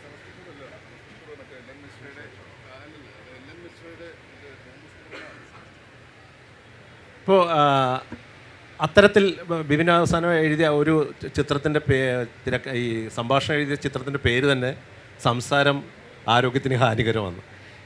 ഈ ഒരു പ്രശ്നം നമ്മളുടെ സിനിമകളിൽ ഉണ്ടായിക്കൊണ്ടിരിക്കുകയാണോ? ഒരു സംസാരിക്കാൻ പറ്റാത്ത അല്ലെങ്കിൽ യഥാർത്ഥമായ ഒരു ചിത്രം ജനങ്ങൾക്ക് മുമ്പിൽ അവതരിപ്പിക്കാൻ, എനിക്ക് തോന്നുന്നു ഒരു പ്രൊപ്പഗാൻഡയിലേക്ക്, ഒരു രാഷ്ട്രീയത്തിനപ്പുറത്തേക്ക് ഒരു പ്രൊപ്പഗാൻഡ രാഷ്ട്രീയത്തിലേക്ക് നമ്മളുടെ സിനിമകൾ മാറുന്നുണ്ടോ എന്നാണ്? ഏത് കാലത്താണ് ഇതൊന്നും ഇല്ലാതിരുന്നത്? ഓരോ കാലത്തും ഈ പറഞ്ഞതുപോലെ പ്രൊപ്പഗാൻഡ അല്ലെങ്കിൽ വെസ്റ്റഡ് ആയിട്ടുള്ള ഇൻട്രസ്റ്റിനെ കുത്തിത്തിരുകാൻ വേണ്ടിയിട്ട് പല ആൾക്കാരും പല മാധ്യമങ്ങളിൽ ശ്രമിച്ചുകൊണ്ടേയിരിക്കുന്നു, ഇപ്പോഴും ശ്രമിച്ചുകൊണ്ടിരിക്കും. ഇനി 2050 സിനിമയ്ക്കകത്തും അത്തരത്തിലുള്ള ശ്രമങ്ങളുണ്ടാവും. പക്ഷേ സിനിമ കാണുന്ന ഓഡിയൻസിൻ്റെ ഈ ഫിലിം ലിറ്ററസി എന്ന് പറയുന്ന ഒരു സംഗതി കൊറോണയ്ക്ക് ശേഷം അഭൂതപൂർവമായിട്ടുള്ള നിലയിൽ വളർന്നിട്ടുണ്ട്. ഇപ്പോൾ ഞാനൊക്കെ സത്യം പറഞ്ഞാൽ പേടിച്ച് സിനിമ ചെയ്യാതിരിക്കുന്ന ആളാണ്. മുട്ടിടിച്ചിട്ട്, കാരണം ഇത് എന്ത് കൊടുത്താലാണ് ഇവർക്ക് തൃപ്തിയാവുക എന്നറിയാൻ പാടില്ലാഞ്ഞിട്ട് ഇരിക്കുന്നതാണ്. അപ്പോൾ പോളണ്ടിനെക്കുറിച്ച് മാത്രമല്ല എന്തിനെക്കുറിച്ച് സംസാരിച്ച് കഴിഞ്ഞാലും കോൺട്രവേഴ്സി ഉണ്ടാകാം. ഒരു ജനാധിപത്യ സമൂഹത്തിൽ അത് നല്ലതുമാണ്. കാരണം ഇഞ്ചോടിഞ്ച് അതിൻ്റെ പലതരത്തിലുള്ള വശങ്ങൾ, വിഷയങ്ങൾ ഇഴകീറി പരിശോധിക്കുന്ന ഒരു പ്രവണത എപ്പോഴും നല്ലതാണ്. അതിനകത്ത് നമ്മൾ ഈ അറിയാതെ അബദ്ധത്തിൽ അപകടത്തിലൊക്കെ കയറി വരുന്ന ഒരുപാട് വിഷങ്ങളുണ്ട്. ഈ വിഷങ്ങളെ തിരിച്ചറിയാനും അത് ഫിൽട്ടർ ചെയ്തിട്ട് സമൂഹത്തിന് മുന്നറിയിപ്പ് കൊടുക്കാനും ഒക്കെ പറ്റുന്ന തരത്തിലുള്ള പുതിയ ഭാവുകത്വം പുലർത്തുന്ന ചെറുപ്പക്കാരുടെ ഒരു വലിയ നിര നമ്മുടെ മുമ്പിൽ നിൽക്കുമ്പോൾ നമ്മൾ കുറച്ചുകൂടി ജാഗ്രത എഴുത്തിനകത്ത് പുലർത്തേണ്ടതുണ്ട് എന്നുള്ളത് സ്വയം ഞാൻ തിരിച്ചറിയുന്നുണ്ട്. ഞാൻ പണ്ട് എഴുതിയത് പോലെയുള്ള ഞാൻ ലൂസായി പണ്ട് എഴുതിയിരുന്ന പല കാര്യങ്ങൾ, അല്ലെങ്കിൽ പണ്ട് എഴുതിയതുപോലെയുള്ള ചില ഡയലോഗുകളൊന്നും ഞാൻ എഴുതില്ല. ഒരു രാഷ്ട്രീയ ജാഗ്രതയാണോ ബിബിൻ? തീർച്ചയായിട്ടും നമ്മൾ ജാഗ്രതായിട്ട് ഇരിക്കേണ്ട ഒരു കാലത്തിലൂടെയാണ് സഞ്ചരിക്കുന്നത്. നമ്മൾ ലൂസായി പറയുന്ന പല കാര്യങ്ങളിലും പല മുനകളുണ്ടെന്നും വാക്കിനൊരു വക്കുണ്ട് എന്ന് കുഞ്ഞുണ്ണി മാഷ് പറഞ്ഞതുപോലെ തന്നെ നമ്മുടെ വക്കുകൾ ആരെയൊക്കെയാണ് നോവിക്കുന്നത്, ഏതൊക്കെ വിഭാഗങ്ങളെയാണ് കിള്ളുന്നത്, മുറിക്കുന്നത് എന്നൊക്കെയുള്ള കാര്യങ്ങൾ നമ്മൾ ചിന്തിക്കേണ്ടതുണ്ട്, ഒന്നുകൂടി ഇരുത്തി ചിന്തിക്കേണ്ടതുണ്ട്. ഞാൻ തുടക്കകാലത്ത് ഞാൻ സിനിമ എഴുതി തുടങ്ങിയ കാലത്തെ ഞാനല്ല ഞാൻ എന്നുള്ളതുകൊണ്ടും അന്ന് സിനിമ കാണാനിരുന്ന സമൂഹമല്ല ഇന്നെൻ്റെ മുമ്പിലുള്ളത് എന്നുള്ളതുകൊണ്ടും 80കളിൽ ഈ പറഞ്ഞ താടിക്കാർ ചെയ്തതോ അല്ലെങ്കിൽ ഫിലിം ഇൻസ്റ്റിറ്റ്യൂട്ടിൽ നിന്ന് വന്നിട്ടുള്ള ആൾക്കാർ കൊണ്ടുവന്നതോ ആയിട്ടുള്ള പുതിയ സെൻസിബിലിറ്റിയുടെ കാലമൊക്കെ അസ്തമിച്ചു പോയി. പുതിയ ചരിത്രഘട്ടത്തിലൂടെയാണ് സഞ്ചരിച്ചുകൊണ്ടിരിക്കുന്നത്. അന്ന് പോലും എന്തുകൊണ്ടാണ് അത്രയും രൂക്ഷമായി സിനിമയ്ക്ക് വേണ്ടി ഒരുപാട് കാലുവെന്ത് പട്ടിയെപ്പോലെ അലഞ്ഞു നടന്നിരുന്ന മനുഷ്യരുടെയൊക്കെ വിയർപ്പിൻ്റെയും ചോരയുടെയും ഒക്കെ ബലത്തിലാണ് നമുക്കിന്ന് വളരെ ധൈര്യപൂർവ്വം ഇപ്പം എക്കോ എന്ന് പറയുന്ന പടത്തിൻ്റെ ഗംഭീരമായിട്ടുള്ള ചർച്ച അപ്പുറം നടക്കുകയായിരിക്കും. അത്തരമൊരു പടം ഉത്ഭവിച്ചു വരുന്നത് ഒരു സുപ്രഭാതത്തിലൊരു മാജിക്ക് കൊണ്ടല്ല. ഗോപിനാഥ് മുതുകാട് തൊപ്പിയിൽ നിന്നും പ്രാവിനെ എടുക്കുന്നത് പോലെയുള്ള ഒരു മാജിക്ക് കൊണ്ട് ഉണ്ടായതല്ല. ഓരോ ഘട്ടത്തിലൂടെ ഇപ്പോൾ രഞ്ജിയേട്ടനായിക്കോട്ടെ, അതിന് മുമ്പുള്ള ദാമോദരൻ മാഷ് ആയിക്കോട്ടെ, അല്ലെങ്കിൽ ഈ പറഞ്ഞിട്ടുള്ള ബക്കർ TV ചന്ദ്രൻ തലമുറയുടെ ഒക്കെ സ്വയം വിമർശനം അടക്കമുണ്ട്. നമ്മൾ ഈ പോളണ്ടിനെ കുറിച്ച് മിണ്ടരുത് എന്ന് പറയുമ്പോൾ പൊതുവെ ഇടതുപക്ഷ ധാരകൾ ഇതിനെ ഒന്നും പ്രൊമോട്ട് ചെയ്യാത്ത ഒരു അയൺ കട്ടന് പുറകിൽ നിൽക്കുക എന്നുള്ളൊരു ധാരണ കൂടി അതിനകത്തുണ്ടല്ലോ. കൊടും തീവ്രവാദികളായിട്ടുള്ള കമ്മ്യൂണിസ്റ്റുകാരായിട്ടുള്ള കമ്മ്യൂണിസ്റ്റ് ചേരിയിൽ CPMൻ്റെ രാഷ്ട്രീയം പോരാ എന്ന് പറഞ്ഞിട്ട് അത്രയും രൂക്ഷമായിട്ട് നിന്നിരുന്ന ഈ ഗ്രൂപ്പിൻ്റെ ഈ കബനി നദി ചുവക്കുമ്പോൾ എന്ന് പറയുന്ന പടത്തിനകത്തൊരു സീനുണ്ടെന്ന് ഞാനിങ്ങനെ ഓർക്കുന്നു. സായുധ കലാപം നടത്താനായിട്ട് ഇങ്ങനെ തയ്യാറെടുത്ത് നിൽക്കുന്ന അതിനകത്ത് TV ചന്ദ്രനാണ് അതിനകത്ത് മെയിൻ റോളിൽ അഭിനയിക്കുന്നത്. നമ്മൾ പൊട്ടിക്കും എന്നൊക്കെ പറഞ്ഞിട്ട് ഈ സന്ദേശത്തിനകത്ത് അണ്ടർഗ്രൗണ്ട് വിപ്ലവം എന്നൊക്കെ പറഞ്ഞിട്ടുള്ള അത്തരം തമാശകളുണ്ടല്ലോ, അതിൻ്റെ 100 ഇരട്ടി രൂക്ഷതയുള്ള തമാശക്ക് അഭിനയിക്കാത്തുണ്ട്.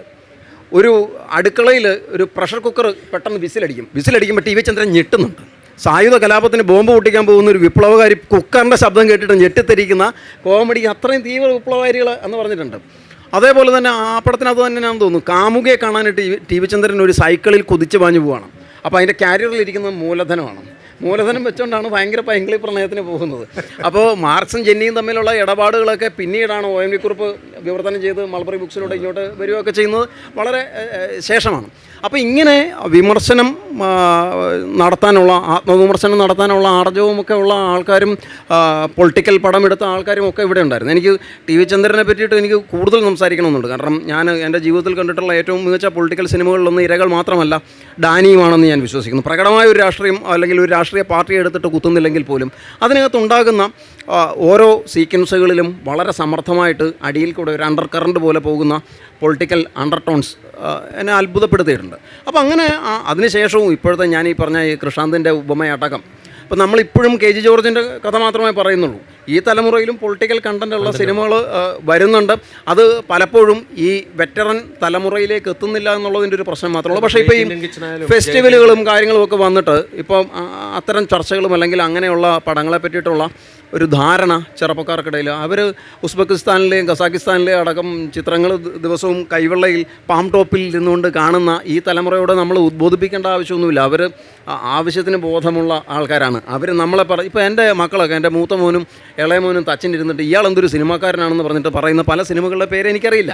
ഞാൻ അപ്പോഴും ടി വി ചന്ദ്രൻ യുഗത്തിൽ മണിമുഴക്കത്തിനെ പറ്റി സംസാരിച്ചുകൊണ്ട് നിൽക്കുമ്പോൾ ഇവർ മണിയല്ല ബോംബ് പൊട്ടുന്ന ഭഗത് സിംഗ് പണ്ട് പാർലമെൻറ്റിൽ ഇൻകുലാബ് സിന്ദാബാദ് വിളിച്ചിട്ട് ബോംബ് പൊട്ടിച്ച ബദിരീകരണങ്ങൾ തുറക്കട്ടെ എന്ന് പറയുന്നത് പോലെ ഇവർ മൊബൈലിൻ്റെ സ്ക്രീനുകൾ പൊട്ടി ചിതറുമാറ് ഉള്ള പൊളിറ്റിക്കൽ കണ്ടൻറ്റുകൾ കണ്ടുകൊണ്ടിരിക്കുന്ന ആൾക്കാരാണ്. അപ്പോൾ അവരെ അണ്ടർ എസ്റ്റിമേറ്റ് ചെയ്തിട്ട് കാര്യമില്ല എന്നുള്ളതാണ്. അപ്പോൾ അത് പല രൂപത്തിൽ പല ഭാവത്തിൽ ഓരോ കാലവും അതിനെ ഏറ്റെടുത്ത് ഈ ബാറ്റൺ കൈമാറിക്കൊണ്ടേയിരിക്കും. അതിൻ്റെ സ്വഭാവം മാറുമെന്നുള്ളത് മാത്രം. രഞ്ജിത്ത, ഇതിനകത്ത് വേറൊരു പുതിയൊരു സംസ്കാരം അല്ലെങ്കിൽ നമ്മുടെ രാഷ്ട്രീയ രംഗത്ത് കണ്ടുവരുന്നൊരു കാരണം ഈ അസഹിഷ്ണുതയുടെ വിമർശനങ്ങളോടുള്ള ഒരു അസഹിഷ്ണുതയുടെ ഇപ്പോൾ നെഹ്റു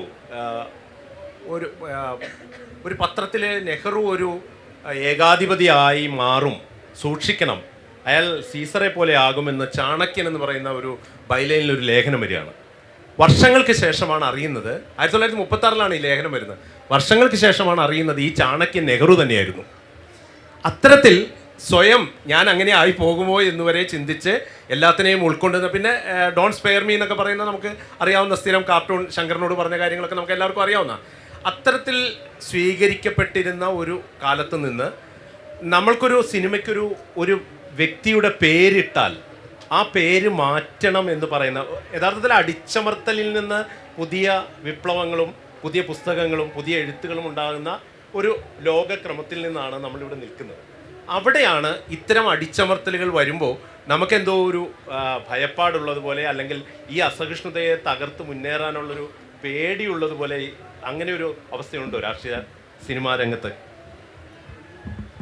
അസഹിഷ്ണുത എന്ന് പറയുന്നത് ഗോത്രകാലം മുതൽ മനുഷ്യൻ കാത്തുപോരുന്ന ഒരു പ്രത്യേക സ്വഭാവ വൈശിഷ്ട്യമോ ഒക്കെയാണ്. അതിന് വൈശിഷ്ട്യം എന്ന് പറഞ്ഞെങ്കിലും അതിൻ്റെ മറ്റൊരർത്ഥത്തിൽ അതിനെ കണ്ടാൽ മതി. അസഹിഷ്ണുതയാണ് ഇന്ത്യയെ രണ്ടാക്കിയതെന്നുള്ളത് നമ്മൾ മറന്നു പോകാൻ പാടില്ല.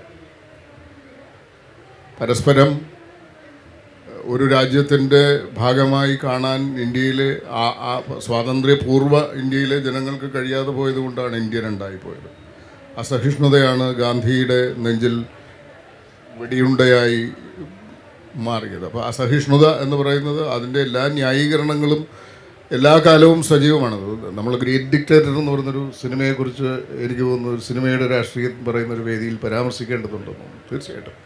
അപ്പോൾ ഒരുപക്ഷേ നമ്മൾ ഇന്ന് കുറേ കൂടി ഡെമോക്രാറ്റിക് ആയിട്ടുള്ള കുറേ കൂടി നമുക്ക് പ്രതികരിക്കാനും പ്രതിഫലിക്കാനും കഴിയുന്ന അനേകം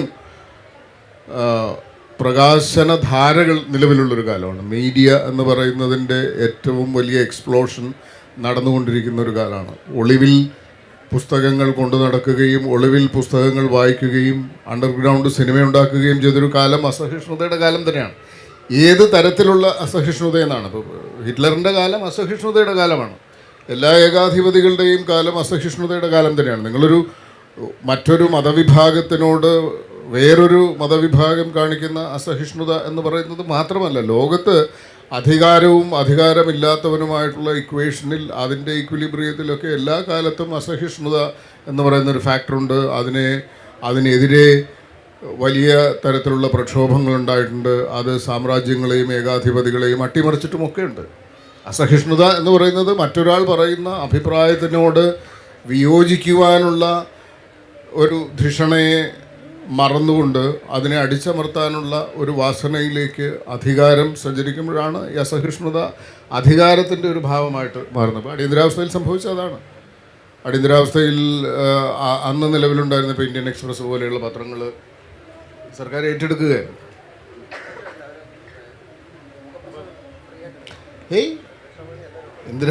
ഇന്ദിരാഗാന്ധിയുടെ കാലത്ത് ഇന്ത്യൻ എക്സ്പ്രസ്സിന് ഇന്ദിരാഗാന്ധി നിയമിച്ച ഒരു ഡയറക്ടർ ബോർഡ് ഉണ്ടായി. ആ ഡയറക്ടർ ബോർഡാണ് പിന്നീട് ആ പത്രം അടിയന്തരാവസ്ഥ തീരുന്നവരെ നടത്തിക്കൊണ്ടുപോകുന്നത്. അതിൽ അംഗങ്ങൾ ആരാണെന്നൊന്ന് പരിശോധിച്ച് നോക്കിയാൽ നമ്മൾ ഞെട്ടിപ്പോവും. ഞാനത് പറയുന്നില്ല എന്നേ ഉള്ളൂ. ഇത് അതിൻ്റെ ഒരു വേദിയല്ലാത്തതുകൊണ്ടാണ്. നിങ്ങൾക്കൊക്കെ വീട്ടിൽ പോയിട്ട് അന്നത്തെ കാലത്ത് ഇന്ദിരാഗാന്ധി അപ്പോയിൻറ്റ് ചെയ്ത ഇന്ത്യൻ എക്സ്പ്രസിൻ്റെ ഡയറക്ടർ ബോർഡിൽ ആരൊക്കെ ഉണ്ടായിരുന്നു എന്ന് പരിശോധിച്ചാൽ നിങ്ങൾ ഞെട്ടും തീർച്ചയായിട്ടും. അപ്പോൾ ആ കാലത്താണ് ഇന്ത്യയിൽ സ്വാതന്ത്ര്യാനന്തര ഇന്ത്യയിൽ ആദ്യമായിട്ട് ജുഡീഷ്യറിയുടെ അധികാരം വെട്ടിക്കുറച്ചു, മാധ്യമ അധികാരം വെട്ടിക്കുറച്ചു, 1901 പൂർണ്ണമായിട്ടും റദ്ദ് ചെയ്തു, സെൻസർഷിപ്പ് ഏർപ്പെടുത്തി. നിങ്ങളൊരു സെൻസർ ഓഫീസറെ കാണിച്ചതിന് ശേഷം നിങ്ങളുടെ പത്രം ഇറക്കേണ്ട, ഓരോ പത്രത്തിൻ്റെയും ഓഫീസിൽ സെൻസർ ഓഫീസർമാരുണ്ടാവുകയും അവർ നാളെ പ്രസിദ്ധീകരിക്കേണ്ട വാർത്തകളിൽ നിന്ന് അതിൻ്റെ രാഷ്ട്രീയം ചോർത്തിക്കളഞ്ഞിട്ട് അതിനെ മുറിച്ച് മറ്റൊന്നാക്കി കൊടുക്കുന്ന ഒരു കാലം ഉണ്ടായിരുന്നു. അതല്ലേ അസഹിഷ്ണുതയുടെ ഏറ്റവും വലിയ കാലം.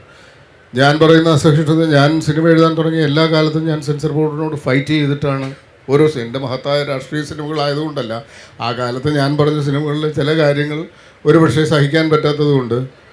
ഇപ്പോൾ എൻ്റെ തലസ്ഥാനം കഴിഞ്ഞിട്ട് സ്ഥലത്തെ പ്രധാന പയ്യൻസ് എന്ന് പറയുന്ന സിനിമ ഇറങ്ങുന്നതിന് തൊട്ട് മുൻപ് ആലപ്പുഴയിൽ എൻ്റെ വലിയ സുഹൃത്തായിരുന്ന ഒരു ഇൻ്റലിജൻസ് എസ് പി ഉണ്ട്. അദ്ദേഹം എന്നോട് ചോദിച്ചു, രഞ്ജി ഈ സിനിമ ഞങ്ങളെ ഒന്ന് കാണിക്കാമോ? ഞാൻ ചോദിച്ചു എന്തിനാ? അല്ല, അങ്ങനൊരു നിർദ്ദേശം മോളിൽ നിന്നുണ്ട്, ഈ സിനിമ നിങ്ങളൊന്ന് കണ്ടിട്ട് സെൻസർ ചെയ്താൽ മതിയെന്ന്. അങ്ങനൊരു സംവിധാനം നമ്മുടെ രാജ്യത്തുണ്ടായിരുന്നു, നമ്മുടെ സംസ്ഥാനത്തുണ്ടായിരുന്നു എന്നുള്ളതാണ്. അങ്ങനൊരു സംവിധാനം, അതിന് നിയമപ്രാബല്യമൊന്നും ഉള്ളതുകൊണ്ടല്ല, അധികാരം നമ്മളോട് ആവശ്യപ്പെടുകയാണ്. ഒരു പോലീസ് ഓഫീസറുടെ വളരെ മൃദുവായ സമീപനത്തിലൂടെ, സൗഹൃദത്തിലൂടെ, ഞാൻ നിങ്ങളുടെ ഈ സിനിമയൊന്ന് കണ്ടോട്ടെ, കണ്ടിട്ടൊന്ന് റിപ്പോർട്ട് ചെയ്തിട്ട് നിങ്ങൾ സെൻസർ ചെയ്താൽ പോരെ എന്ന് ചോദിച്ചു. എൻ്റെ പിന്നീടുള്ള പല സിനിമകളുടെയും അത് എൻ്റെ ഒരു സിനിമ കണ്ടിട്ട് സർട്ടിഫൈ ചെയ്യാതെ സെൻസർ ബോർഡിലെ അംഗങ്ങൾ മുഴുവൻ ഇറങ്ങിപ്പോയി. സെൻട്രൽ സെൻസർ ബോർഡ് ആ സിനിമ സർട്ടിഫൈ ചെയ്തില്ല. പിന്നീട് ആ കാലത്ത് ഒരു കേന്ദ്രമന്ത്രിയുടെ ഇടപെടലിൻ്റെ ഭാഗമായിട്ടാണ് ആ സിനിമ ഇറങ്ങിയത്. അല്ലെങ്കിൽ അത് സിനിമ ആ കാലം ഇറങ്ങാൻ ബുദ്ധിമുട്ടുണ്ടാവുമായിരിക്കും. അപ്പോൾ ഞാൻ പറയുന്നത്, ഇപ്പോൾ നമ്മളിതിൻ്റെ ഒരു പേര് ഉപയോഗിക്കാൻ പാടില്ല. എൻ്റെ ഒരു സിനിമയിൽ നിന്ന് please remove the second reel, ഒരു റീല് മുഴുവൻ എടുത്തു മാറ്റാനാണ് സെൻസർ ബോർഡ് ആവശ്യപ്പെട്ടത്. ഒരു റീല് മുഴുവൻ. എൻ്റെ ഒരു സിനിമയിൽ മിനിമം 30 കട്ട് പറയുമായിരുന്നു. അതിൽ 30 കട്ടിൽ പലതും അനുവദിച്ചാൽ നമ്മളത് അതിന് തല താഴ്ത്തി കൊടുത്താൽ ആ സിനിമയിൽ പിന്നൊന്നും ബാക്കി ഉണ്ടാകുന്നില്ല. ഞാൻ പറയുന്നത് എൻ്റെ സിനിമകൾ ടി വി ചന്ദ്രൻ്റെയോ കെ ജി ജോർജിൻ്റെയോ ഒന്നും പോലെയുള്ള രാഷ്ട്രീയ സിനിമകളൊന്നുമല്ല. വിപിൻ പറഞ്ഞതുപോലെ കച്ചവടവും രാഷ്ട്രീയവും സമകാലിക സംഭവങ്ങളൊക്കെ കൂട്ടിച്ചേർത്തിട്ടുള്ള സാധാരണ സിനിമകൾ തന്നെയാണ്, കമ്പോള സിനിമകൾ തന്നെയാണ്. അത്തരം ഒരു കമ്പോള സിനിമയോടുണ്ടായിരുന്ന സഹിഷ്ണുതയുടെ അളവുകോല് വെച്ചിട്ട് നിങ്ങളൊന്ന് ആലോചിച്ച് നോക്കൂ. ഇപ്പോൾ ഒന്നാമത് ഈ സെൻസർഷിപ്പ് എന്ന് പറയുന്ന ഒരു സമ്പ്രദായം എത്ര ഒബ്സലീറ്റ് ആയിട്ടുള്ള ഒരു സംഭവമാണ് നിങ്ങൾ ആലോചിച്ചു. കാരണം ലോകത്തിൻ്റെ മുഴുവൻ വാർത്താവാതായനങ്ങളും 24 മണിക്കൂറും സജീവമായി തുറന്നിരിക്കുകയും ലോകത്ത് എന്ത് സംഭവിച്ചാലും അടുത്ത സെക്കൻഡിൽ ആർക്കും വിരൽത്തുമ്പിൽ അതിനെ കാണുകയും കേൾക്കുകയും അറിയുകയും ചെയ്യാൻ പറ്റുന്ന ഒരു ലോകം നിലവിലുള്ളപ്പോൾ ഇന്ത്യയിൽ സിനിമകൾക്ക് സെൻസർഷിപ്പ് വേണമെന്ന് പറയുന്നതാണ് ഏറ്റവും അബദ്ധം. അതിൻ്റെ അകത്തെ സഹിഷ്ണുത അസഹിഷ്ണുത എന്നൊക്കെ പറയുന്നത് സെക്കൻഡറിയാണ്. എന്തിനാണ് സിനിമ സെൻസർ ചെയ്യുന്നത്? ആരാണ് സെൻസർ ചെയ്യുന്നത്? അതാത് കാലത്തെ രാഷ്ട്രീയ പാർട്ടികൾ അവരോട് അനുകൂലമായ അഭിപ്രായമുള്ള ആളുകളെ, അത് BJP കാലത്ത് തുടങ്ങിയതൊന്നുമല്ല, കോൺഗ്രസിൻ്റെ കാലത്തും എല്ലാ കാലത്തും ആരധികാരത്തിലിരിക്കുന്നോ അവർക്കിഷ്ടമുള്ള ആളുകളെ അവർക്കിഷ്ടമല്ലാത്തതിനെ സെൻസർ ചെയ്യാൻ വേണ്ടി നിയമിക്കുന്ന ഒരു സംവിധാനമാണ്. അതെന്തൊരു തട്ടിപ്പ് പരിപാടിയാണെന്ന് ആലോചിച്ച് നോക്കിയാൽ. ഇന്നത്തെ കാലത്ത് നിങ്ങൾക്കൊരു സിനിമ സെൻസർ ചെയ്യാതെ യൂട്യൂബിലിട്ടാൽ തീർന്നു. ആര് ചോദിക്കും? സെൻസർ ബോർഡ് ചോദിക്കും? ഇല്ല. അപ്പോൾ അങ്ങനെയുള്ള കാലത്ത് ഇത്തരം കുറച്ച് ആളുകൾക്ക് ചിലവിന് കൊടുത്തിട്ട് നമ്മളെ കൊണ്ട് കുറച്ച് പൈസ അടപ്പിച്ചിട്ട് സെൻസർ ചെയ്യുക എന്ന് പറയുന്ന ഒരു വഴിപാടായിട്ട് അത് മാറിയിരിക്കുകയാണ്. അപ്പോൾ ആ സംവിധാനത്തിനോടും ആ സമീപനത്തിനോടുമാണ് സത്യത്തിൽ പ്രതികരിക്കേണ്ടത് എനിക്ക് തോന്നുന്നു. കാരണം സഹിഷ്ണുതയും അസഹിഷ്ണുതയും ഒക്കെ ആ കാര്യത്തിൽ സെക്കൻഡറിയാണ്. ആദ്യം ഇത് വേണോ വേണ്ടയോ എന്നാണ് സത്യത്തിൽ. ഏറ്റവും പുതിയ ടെക്നോളജിയിലൂടെ നിങ്ങൾക്ക് ഒരു വാർത്തയോ ഒരു ദൃശ്യമോ ഒരു സിനിമയോ ആളുകളിൽ എത്തിക്കാൻ ഒരു സെക്കൻഡ് മതി എന്ന് പറയുന്നൊരു കാലത്ത് ലോകത്ത് സംഭവിച്ചു കൊണ്ടിരിക്കുന്ന കാണേണ്ടതും കാണേണ്ടാത്തതും കേൾക്കേണ്ടതും കേൾക്കേണ്ടാത്തതുമായ മുഴുവൻ കണ്ടൻറ്റും ഗ്ലോബലി അവൈലബിൾ ആയിരിക്കുന്ന ഒരു കാലത്ത്, ചൈന പോലെയുള്ള രാജ്യങ്ങളിൽ അവൈലബിൾ ആയിരിക്കില്ല, അല്ലെങ്കിൽ അറബ് രാജ്യങ്ങളിൽ ചിലയിടത്തൊക്കെ അവൈലബിൾ ആയിരിക്കില്ല. ബാക്കി ഭരണ സംവിധാനങ്ങൾ നിലവിലുള്ള എല്ലാ രാജ്യങ്ങളിലും ഇതൊക്കെ ലഭ്യമല്ലേ? യൂണിവേഴ്സലി എല്ലാ വാതിലുകളും തുറന്നു കിടക്കുന്ന ഒരു കാലത്താണ് നമ്മൾ ഈ ഒരു ഫാർസ് ഇപ്പോഴും കെട്ടിപ്പിടിച്ചുകൊണ്ടിരിക്കുന്നത്. അതൊക്കെ നമ്മുടെ രാഷ്ട്രീയ ബോധത്തിൻ്റെ അതിൻ്റെ നേർക്ക് പിടിച്ച ചില കൃത്യമായ കണ്ണാടികൾ കൂടിയാണ്. ഇപ്പം നമുക്ക് അവസാനിപ്പിക്കാറായി. ഇവർക്ക് ചോദ്യങ്ങൾ ചോദിക്കാനുള്ള അവസരത്തിലേക്ക് പോകേണ്ട ഈ ഒരു രണ്ട് കാര്യത്തെക്കുറിച്ചും, ഒരു അസഹിഷ്ണുതയെക്കുറിച്ചും സെൻസർഷിപ്പിനെ കുറിച്ചും മാത്രം ഒന്ന് ചുരുക്കി പറഞ്ഞിട്ട്. സെൻസർഷിപ്പിനെ പറ്റി പറയാനുള്ള കറക്റ്റ് ചരിത്ര സാഹചര്യം കൂടെ ഇത് 75-ൽ അടിയന്തരാവസ്ഥ പ്രഖ്യാപിച്ച ഇപ്പോൾ 50 വർഷം തികയാണ്. അതൊരു ഭയങ്കര കോയിൻസിഡൻസ് ആണ്. രണ്ടാമത്തെ കാര്യം, രാഷ്ട്രീയ സിനിമയെ പറ്റി പറയുമ്പോഴും ഒരു വലിയ ചരിത്ര ഘട്ടത്തിലാണ്. ചാപ്ലിനും ബ്രേറ്റും കൂടെ കാണുന്നത് 1925-ലാണ്. അതിൻ്റെ 100ാം വർഷമാണ്. ഗോൾഡ് റഷും സെർജി ഐസൻസ്റ്റിൻ്റെ ബാറ്റിൽ ഷിപ്പ് പൊട്ടൻകിനുമാണ് അന്ന് ബ്രേറ്റ് കാണുന്ന 2 പടങ്ങൾ. അദ്ദേഹത്തിന് ഇപ്പോൾ ഈ പറഞ്ഞ നമ്മൾ നേരത്തെ പറഞ്ഞ ഡിക്റ്റേറ്റർ പടം പോലും ബ്രേറ്റിൻ്റെ ഒരു സ്വാധീനത്തിലാണ് ഉണ്ടാകുന്നത്. അപ്പോൾ ആ ചരിത്രപരമായ കൂടിക്കാഴ്ചയുടെ 100ാം വർഷം കൂടിയാണ് ഇത് എന്ന് പറയുമ്പോൾ, പൊളിറ്റിക്കൽ സിനിമയെ പറ്റിയിട്ട് പറയുമ്പോൾ ഉണ്ടാകുന്ന ചാപ്ലിൻ, ബ്രേറ്റ്, ഈ അടിയന്തരാവസ്ഥയുടെ 50ാം വാർഷികം, പ്ലസ് നമ്മൾ ഈ ഇരിക്കുന്നത് വളരെ ചരിത്രപരമായി റെലവൻ്റ് ആയിട്ടുള്ളൊരു സ്ഥലത്താണ്. ഇതിൻ്റെ തൊട്ടപ്പുറത്തായിരുന്നു ബഷീറിൻ്റെ ബുക്ക് സ്റ്റാൾ നടന്നുകൊണ്ടിരുന്നത്. അപ്പോൾ തീപ്പൊരി മാസികയും തീപ്പന്തം മാസികയും ഒക്കെ ഒളിച്ചു കടത്തിയിരുന്ന ഒരു ബുക്ക് സ്റ്റാൾ കൂടിയായിരുന്നു. ജോർജ് ചടയമുറയും KC ജോർജും അടക്കമുള്ള ഗംഭീര വിപ്ലവകാരികൾക്ക് തിരുവിതാംകൂറിൽ നിൽക്കാൻ പറ്റാതെ, CP-യുടെ മുമ്പിൽ പിടിച്ചു നിൽക്കാൻ പറ്റാതെ ഒളിച്ചോടി വന്നിട്ട് ഇവിടെ രാഷ്ട്രീയ പ്രവർത്തനം നടത്തിയിരുന്ന മൂലയിലിരുന്നുകൊണ്ടാണ് നമ്മൾ സെൻസർഷിപ്പിനെ പറ്റിയിട്ട് സംസാരിക്കുന്നത് എന്ന് പറയുന്ന ഒരു ഗംഭീര മൊമെൻ്റ് കൂടി ഇതിനകത്തുണ്ട്. അപ്പോൾ ഇത് ഈ പഴയ കാലമല്ല ചോദിച്ചത്. ഞാൻ 10ാം ക്ലാസ്സിൽ പഠിക്കുന്ന കാലത്താണ് അടിയന്തരാവസ്ഥ. ഞാൻ പ്രിഡിഗ്രിക്ക് പഠിക്കുമ്പോൾ പ്രേരണ പോലെയുള്ള പ്രസിദ്ധീകരണങ്ങൾ മുണ്ടിൻ്റെ അകത്ത് ഒളിച്ചു വെച്ചിട്ടാണ് ഞങ്ങൾ വായിക്കുകയും സർക്കുലേറ്റ് ചെയ്യുകയും ചെയ്തിട്ടുള്ളത്. ഇതൊന്നും പഴയ കാലത്തിൻ്റെ കഥയൊന്നുമല്ല. അല്ല, ഇവരെ സംബന്ധിച്ചിടത്തോളം അത് പഴയ കാലമായി. കാരണം ഇപ്പോൾ നമ്മൾ ഒരു ടെക്നോളജി മാറി മറ്റൊരു ടെക്നോളജി വരാനായിട്ട് ഏതാണ്ട് 50 വർഷം എടുക്കുമായിരുന്നു. നമുക്കൊരു ലാൻഡ് ഫോണിൽ നിന്ന് മൊബൈൽ ഫോണിലേക്കുള്ള ട്രാൻസാക്ഷൻ എത്ര വർഷം കൊണ്ടായിരുന്നു. പക്ഷേ ഇന്ന് നമ്മൾ രാവിലെ കുളിക്കാൻ കയറിയിട്ട് തിരിച്ചിറങ്ങുമ്പോൾ നമ്മുടെ മൊബൈൽ കിടക്കുന്ന ആപ്പ് 10 അപ്ഡേഷൻ കഴിഞ്ഞിട്ടുണ്ടാവും. അപ്പോൾ അത്രയും പെട്ടെന്ന് അപ്ഡേറ്റഡ് ആകുന്ന ഒരു തലമുറയ്ക്ക് മുമ്പിൽ അടിയന്തരാവസ്ഥ എന്ന് പറയുമ്പോൾ ഒരു വലിയ പിന്നിലുള്ള ഒരു ഭൂതകാലം. പക്ഷേ അത് ഓർത്തിരിക്കേണ്ട, ഓർമ്മകൾ ഉണ്ടായിരിക്കണമെന്ന TV ചന്ദ്രൻ്റെ തലക്കെട്ട് പോലെ ഓർത്തിരിക്കേണ്ട ഈ സെൻസർഷിപ്പിൻ്റെ ഒരു വളരെ പ്രധാനപ്പെട്ട കാര്യം, രഞ്ജിയേട്ടൻ തുടങ്ങി വെച്ച കാര്യം, ഗോയങ്കയുടെ പത്രത്തിൽ ഗോയങ്ക മാത്രം എഡിറ്റോറിയൽ കോളം ഒഴിച്ചിട്ടു, ഞങ്ങളിനി ഈ നാണക്കേടിനില്ല എന്ന് പറഞ്ഞുകൊണ്ട്. അപ്പോൾ മലയാളത്തിലെ ഗംഭീരമായിട്ടുള്ള ചില പത്രങ്ങളൊക്കെ പട്ടോലപ്പുഴുവിൻ്റെ പ്രസക്തിയെ പറ്റിയിട്ട് മുഖപ്രസംഗങ്ങൾ എഴുതി തള്ളിക്കൊണ്ടിരിക്കുന്ന ഒരു കാര്യം കൂടിയാണ്. എന്തോ സഞ്ജയ് ഗാന്ധിയുടെ കോവളം സന്ദർശനത്തെക്കുറിച്ച് ഒരു ഫുൾ പേജ് അതെ. അങ്ങനെ വിദ്യാചരൺ ശുക്ല എന്ന് പറയുന്ന VC ശുക്ല ഇതിൻ്റെ ഈ സെൻസർഷിപ്പിന് ചുക്കാൻ പിടിക്കുകയും മറ്റ് പലരുടെയും കരങ്ങളിൽ ഈ നമ്മൾ ഗോഡ് ഫാദർ എന്ന് പറയുന്ന പുസ്തകത്തിൽ ആ പാവകളിയുടെ ആ ഒരു പ്രസിദ്ധമായ സ്കെച്ച് ഉണ്ടല്ലോ എന്ന് പറയുന്നത് പോലെ, അധികാര കേന്ദ്രങ്ങളുടെ നൂലുകളിൽ ആടിക്കൊണ്ടിരുന്ന പാവകളായി ഇരുന്ന ആൾക്കാരാണ് നേരെ ഈ അടിയന്തരാവസ്ഥ കഴിഞ്ഞു കഴിഞ്ഞപ്പോൾ ജനാധിപത്യത്തിൻ്റെ കാവലാളുകളാവുകയും ഏറ്റവും വലിയ ജിഹ്വയായിട്ട് പറയുകയും ഒക്കെ ചെയ്യുന്നതെന്ന് പറയുന്ന വലിയൊരു പാരഡോക്സ് കൂടി ഇതിനകത്ത് നിലനിൽക്കുന്നുണ്ട്. ഒപ്പം ഈ അടിയന്തരാവസ്ഥ കഴിയുന്ന സമയത്ത് സിനിമ വിചാരിച്ചിരുന്നെങ്കിൽ ചിലപ്പോൾ 2 കാര്യങ്ങളൂടെ ഇതിനോട് കൂട്ടിച്ചേർത്ത് പറയാനുണ്ട്. ഈ സെൻസർഷിപ്പ്, അനുമതി നൽകൽ എന്നൊക്കെ പറയുന്ന ഒരു സംഗതിയുടെ അതുകൂടെ പറഞ്ഞുകൊണ്ട് നിർത്തിക്കൊള്ളാം. ചരിത്രം മറ്റൊന്നായനെ ഒരു സിനിമാക്കാരൻ വിചാരിച്ചിരുന്നെങ്കിൽ, ചിക്കമംഗ്ലൂരിൽ ഇന്ദിരാഗാന്ധി വന്ന് മത്സരിക്കാൻ നിൽക്കുമ്പോൾ വളരെ പ്രകടമായ അടിക്കൂടെ ഉള്ള ഒരു നീക്കവും വലിയൊരു ശ്രമവും ഒക്കെ നടത്തിയിരുന്നു കന്നഡ സിനിമാ താരം രാജ്കുമാറിനെ മത്സരിപ്പിക്കാൻ. രാജ്കുമാർ മത്സരിച്ചിരുന്നെങ്കിൽ ഇന്ത്യയുടെ ചരിത്രം മറ്റൊന്നാകാനായിട്ടുള്ള ഒരു ചാൻസ് അതെ അങ്ങനെ റദ്ദ് ചെയ്യപ്പെടാനുള്ള ഒരു ചാൻസ് ഉണ്ടായിരുന്നു. പക്ഷേ അവിടെ ഒരു വലിയ കലക്കൽ ഉണ്ടാകുമായിരുന്നല്ലോ. അതേപോലെ നമ്മൾ സിനിമയുടെ കാര്യം ചർച്ച ചെയ്യുമ്പോൾ അതിനകത്ത് മറ്റു തരത്തിലുള്ള പൊളിറ്റിക്സുകളുണ്ടെങ്കിൽ പോലും പഥേർ പാഞ്ചലി എന്ന് പറയുന്ന പടം അത് നിർമ്മിച്ചതാരാണെന്നറിയാമോ? ബംഗാൾ ഗവൺമെൻറ്റാണ്. അന്ന് കോൺഗ്രസ് ആണ് അവിടെ ഭരിക്കുന്നത്. അപ്പോൾ സിദ്ധാർത്ഥ ശങ്കറയാന്ന് തോന്നുന്നു അന്ന്. സിദ്ധാർത്ഥ ശങ്കറിന്റെ ഗംഭീര കക്ഷിയായിരുന്നു ഇത്തരം പക്ഷേ പദർ പാഞ്ചാലി അവർ നിർമ്മിക്കാൻ തീരുമാനിക്കുന്നത് എന്തുകൊണ്ടാണെന്ന് അറിയാമോ? അത് മഹത്തായ ഒരു ചലച്ചിത്രമായതുകൊണ്ടല്ല. അവരോർത്തിരുന്നത് സോങ് ഓഫ് ദി റോഡ് എന്നാണല്ലോ അതിൻ്റെ ട്രാൻസ്ലേഷൻ. അവരോർത്തത് PWD വകുപ്പിനെ ഉദ്ധരിക്കാൻ വേണ്ടിയിട്ട് നടത്തിയ എന്തോ ഒരു ഡോക്യുമെൻ്ററി ലൈൻ പരിപാടിയാണെന്ന് പറഞ്ഞിട്ട് പെട്ടെന്ന് പെർമിഷൻ കൊടുക്കുകയാണ് ചെയ്തത്. അപ്പോൾ ഇത്രയേ ഉള്ളൂ നമ്മുടെ ഈ സെൻസർ ബോർഡിൽ ഇരിക്കുന്നവരുടെ എസ്തെറ്റിക്സും കട്ടിങ്ങും പേസ്റ്റിങ്ങും എല്ലാം ഇത്രയേ ഉള്ളൂ. ഇത്തരം ബോധത്തിൽ നിന്നുകൊണ്ടാണ് ഇവർ സെൻസർ ബോർഡിലേക്ക് ആരാണെന്നുള്ളതും കൂടെ ഒന്ന് നോക്കണം. മലയാള ചലച്ചിത്ര മേഖലയ്ക്ക് എത്രമാത്രം സംഭാവന ചെയ്ത മഹാന്മാരും മഹതികളുമാണ് അതിനകത്തിരിക്കുന്നത്.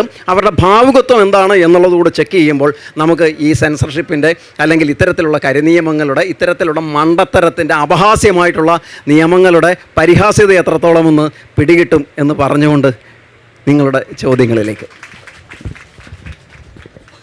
ചോദിക്കാൻ നമുക്കിനി ഒരു 8 മിനിറ്റാണ് ഉള്ളത്. എത്ര ചോദ്യങ്ങൾ? നമസ്കാരം. ഹലോ, നമസ്കാരം സർ.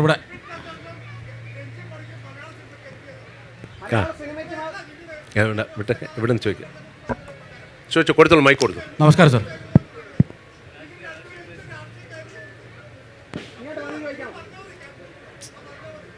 നമസ്കാരം സർ. നമസ്കാരം സാർ.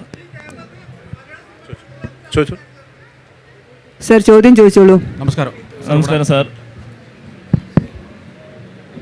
നമസ്കാരം സാർ. സാർ, എനിക്ക് ചോദിക്കാനുള്ളത് മുമ്പ് ഇവിടെ ചർച്ച ചെയ്ത പോലെ അസഹിഷ്ണുതയെ പറ്റിയാണ്. ഇപ്പോൾ സിനിമയിൽ പലപ്പോഴും രാഷ്ട്രീയത്തെയും രാഷ്ട്രീയ പാർട്ടികളെയും വിമർശിച്ചുകൊണ്ട് സിനിമകൾ വരാറുണ്ട്. പക്ഷേ അതിനെ പലപ്പോഴും ആ രാഷ്ട്രീയ പാർട്ടിയോ രാഷ്ട്രീയ അനുഭാവികളൊരു ഹെൽത്തി ക്രിറ്റിസിസമായിട്ട് എടുക്കാൻ കൂട്ടാക്കാറില്ല. ഇപ്പോൾ ഈ അടുത്തിറങ്ങിയ എമ്പുരാനെ വലതുപക്ഷ അനുഭാവികൾ വിമർശിച്ചപ്പോഴും 12 വർഷങ്ങൾക്ക് മുമ്പ് ലെഫ്റ്റ് ഇറങ്ങിയപ്പോൾ ഇടതുപക്ഷ ആൾക്കാർ വിമർശിച്ചപ്പോഴും അതിനു മുമ്പേ വർഷങ്ങളിൽ സന്ദേശം ഇറങ്ങിയപ്പോൾ എല്ലാ തരം അനുഭാവികൾ വിമർശിച്ചപ്പോഴും സംഭവിച്ചതാണ്. തന്നിലെ തെറ്റുകൾ പറയുമ്പോൾ അതിനെ ഉൾക്കൊണ്ട് അതൊരു ഹെൽത്തി ക്രിറ്റിസിസമായി എടുത്ത് അതിനെ മാറ്റങ്ങൾ കൊണ്ടുവരാൻ പലപ്പോഴും ശ്രമിക്കാറില്ല. അപ്പോൾ ഒരു സിനിമ നിലയ്ക്ക് ഒരു നല്ലൊരു രാഷ്ട്രീയ സിനിമ നമ്മൾ കൊണ്ടുവരുമ്പോൾ, ഒരു ഫിലിം മേക്കർ കൊണ്ടുവരുമ്പോൾ അത്തരത്തിലൂടെ ഉൾക്കൊള്ളാൻ കൂടി കഴിഞ്ഞാലല്ലേ ഒരു സിനിമ ഒരു 100% വിജയമാണ് എന്ന് പറയാൻ പറ്റുള്ളൂ. സാറിൻ്റെ ഒരു അഭിപ്രായം ചോദിച്ചു. എൻ്റെ അഭിപ്രായമാണോ? അതെ. നമ്മൾ ഇവിടെ സംസാരിച്ചുകൊണ്ടിരുന്നത് തന്നെ നമ്മളിലെല്ലാം തന്നെ ഏകാധിപതികളുണ്ട്. നമുക്ക് നമ്മളോട് ചോദ്യം ചോദിക്കുമ്പോൾ നമ്മൾ അൺകംഫർട്ടബിൾ ആവും. ഇതുതന്നെയാണ് സിനിമയിൽ ഒരാൾ അല്ലെങ്കിൽ ഒരു വ്യവസ്ഥയ്ക്കെതിരെ അല്ലെങ്കിൽ ഒരു പാർട്ടിക്കെതിരെ വിമർശനം പ്രത്യക്ഷമായി ഉണ്ടാകുമ്പോൾ അതൊരു മറ്റൊരു തരത്തിലുള്ളൊരു ബോധം അതിനോട് പ്രതികരിക്കുന്നത് പലപ്പോഴും ഈ നിലയ്ക്കായിരിക്കും. ഇപ്പോൾ നിങ്ങൾ പറഞ്ഞതുപോലെ രാഷ്ട്രീയ വിശ്വാസം പലപ്പോഴും ഒരു എസ്പെഷ്യലി രാഷ്ട്രീയ വിശ്വാസം, രാഷ്ട്രീയം മതം പോലെ ഡോക്മറ്റൈസ് ചെയ്യപ്പെട്ട ഒരു കാലത്ത്, അതിൻ്റെ വാതിലുകൾ കൊട്ടിയടയ്ക്കപ്പെട്ട ഒരു കാലത്ത്, അതിൻ്റെ ഡൈനമിക്സ് ബന്ധിക്കപ്പെട്ട ഒരു കാലത്ത് ഉത്തരമില്ലാത്ത എല്ലാ ചോദ്യങ്ങളോടും മറ്റൊരു തരത്തിൽ പ്രതികരിക്കുക, അല്ലെങ്കിൽ ഉത്തരം പറയാൻ ബുദ്ധിമുട്ടുള്ള വെളിപ്പെടുത്തലുകളോട് മറ്റു തരത്തിൽ പ്രതികരിക്കുക എന്ന് പറയുന്നത് ഒരു അടിസ്ഥാന സ്വഭാവം തന്നെയാണ്. അതിനെ അതിജീവിക്കുക എന്ന് പറയുന്നതാണ് മനുഷ്യനെ എല്ലായ്പ്പോഴും ചെയ്തുകൊണ്ടിരിക്കുന്ന ഒരു സ്വയം നവീകരണം എന്ന് പറയുന്നത്. അപ്പോൾ ഒരു സിനിമ വിജയിച്ചു എന്ന് പറയുന്നത് അത് ഒരർത്ഥത്തിൽ വേണമെങ്കിൽ അത് മറ്റൊന്നിനെ പ്രൊവോക്ക് ചെയ്താൽ അത് ഒരുപക്ഷെ ഉദ്ദേശ ലക്ഷ്യങ്ങളുടെ ഒരു വിജയമായിട്ട് കാണാം. സിനിമയുടെ വിജയം എന്ന് പറയുന്നത് നമ്മൾ കമേഴ്ഷ്യൽ വിജയമായിട്ട് മാത്രം വ്യാഖ്യാനിക്കുമ്പോൾ ചിലപ്പോൾ അത് പ്രതികൂലമായി പല സിനിമകളെയും ബാധിക്കുന്നുണ്ടാവാം. പക്ഷേ സിനിമ ഇറക്കുമ്പോൾ അതിൻ്റെ പേരിലുണ്ടാകുന്ന വിമർശനങ്ങളും നമ്മുടെ കാലത്തിൻ്റെ ഒരു ഭാഗമായി അല്ലെങ്കിൽ വ്യവസ്ഥയുടെ ഭാഗമായിട്ട് തന്നെ സംഭവിക്കുന്നതാണ്. സിനിമ വിമർശിക്കുമ്പോൾ ആ സിനിമയെ വിമർശിക്കാനുള്ള ഒരു അധികാരം കൂടി അതിൽ ഉൾപ്പെടുന്നുണ്ട്. അപ്പോൾ ആളുകൾക്ക് എൻ്റെ ആശയത്തിന് പ്രതികൂലമാകുന്ന ഒരു സിനിമയോ എഴുത്തോ ഒരു നോവലോ, ഇപ്പോൾ പെരുമാൾ മുരുകൻ്റെയൊക്കെ നോവലുകൾ കഴിഞ്ഞ കാലഘട്ടങ്ങളിൽ ഉണ്ടാക്കിയിട്ടുള്ള പ്രതികരണങ്ങൾ നമ്മൾ കണ്ടിട്ടുള്ളതല്ലേ. എത്രയോ പുസ്തകങ്ങൾ നിരോധിക്കപ്പെട്ടിട്ടുണ്ട്. ഇന്ത്യയിൽ സിനിമകൾ നിരോധിക്കപ്പെട്ടതിൻ്റെ 1000 ഇരട്ടി പുസ്തകങ്ങൾ കാലാകാലങ്ങളിൽ നിരോധിക്കപ്പെട്ടിട്ടുണ്ട്. അപ്പോൾ എപ്പോഴും ഈ സംഘർഷമുണ്ടാവും. നിങ്ങൾ ഒന്നിനെ ചോദ്യം ചെയ്യുമ്പോൾ അതിനെതിരെയുള്ള പ്രതികരണങ്ങളുണ്ടാവും, അതിനെയുള്ള സംഘടിതമായ പ്രതികരണങ്ങളുണ്ടാവും. ഇപ്പോഴാണെങ്കിൽ ഈ തരം പ്രതികരണങ്ങൾക്ക് ആർക്കും റോഡിലേക്ക് ഇറങ്ങുകയോ പോസ്റ്റർ ഒട്ടിക്കുകയോ മുദ്രാവാക്യം വിളിക്കുകയോ ഒന്നും വേണ്ട. ഒരാളൊരു അഭിപ്രായം പറഞ്ഞു കഴിഞ്ഞാൽ അതിങ്ങനെ സർക്കുലേറ്റ് ചെയ്ത് പോയിക്കൊണ്ടിരിക്കും. അതൊരു ഒരു ഒരു പടർന്നു പിടിക്കുന്ന ഒരു സംഭവമായിട്ട് മാറാൻ മണിക്കൂറുകൾ മതി. അപ്പോൾ ഇതൊക്കെ നമുക്ക് അതീതമായി സംഭവിക്കുന്ന കാര്യങ്ങളാണ്. അത് സംഭവിച്ചുകൊണ്ടേയിരിക്കും. അതിനെയൊക്കെ അതിജീവിക്കുക എന്ന് പറയുന്നതാണ് ഓരോ കാലത്തും ഇതുണ്ടാക്കുന്ന ആളുകൾ നേരിടുന്ന ഏറ്റവും പ്രധാനപ്പെട്ട വെല്ലുവിളി. സർ ഇവിടെയാണ്. നമസ്കാരം സാർ. സാർ ഇവിടെ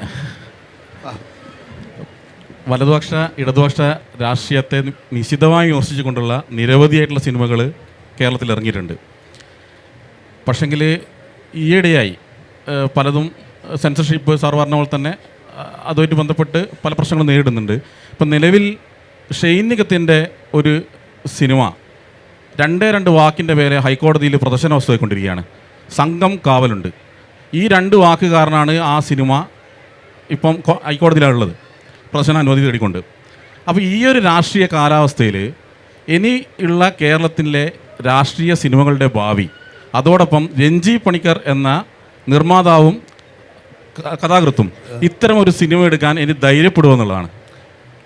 ഞാൻ എല്ലാ കാലവും ഓരോ സിനിമ എടുക്കുമ്പോഴും അങ്ങനെ ഒരു ധൈര്യം സംഭവിച്ചു കൊണ്ടിട്ടാണ് സിനിമ എടുത്തിട്ടുള്ളത്. ഞാൻ പറഞ്ഞിട്ടില്ല, എൻ്റെ 2 വാക്കല്ല, ഒരു റീലെടുത്ത് മാറ്റാനാണ് പറഞ്ഞിട്ടുള്ളത്. എല്ലാ റീലിനും 10ഉം 12ഉം കട്ട് പറഞ്ഞിട്ടുണ്ട്. അപ്പോൾ സിനിമ എഴുതുമ്പോൾ നമുക്കറിയാം ഇത് ആ നിലയ്ക്കുള്ള പ്രതികരണമായിരിക്കും സെൻസർ ബോർഡിൽ നിന്നുണ്ടാക്കുക. അതിനോട് ഫൈറ്റ് ചെയ്യാൻ നമ്മൾ തയ്യാറാകുന്നതുകൊണ്ടാണ് അത്തരം സിനിമകൾ ഉണ്ടായതും അത്തരം സിനിമകൾ ഞാനെന്തോ ഒരു മഹത്തായ സ്വാതന്ത്ര്യ പോരാളിയാണ് എന്നുള്ള അർത്ഥത്തിലല്ല ഞാൻ പറയുന്നത്.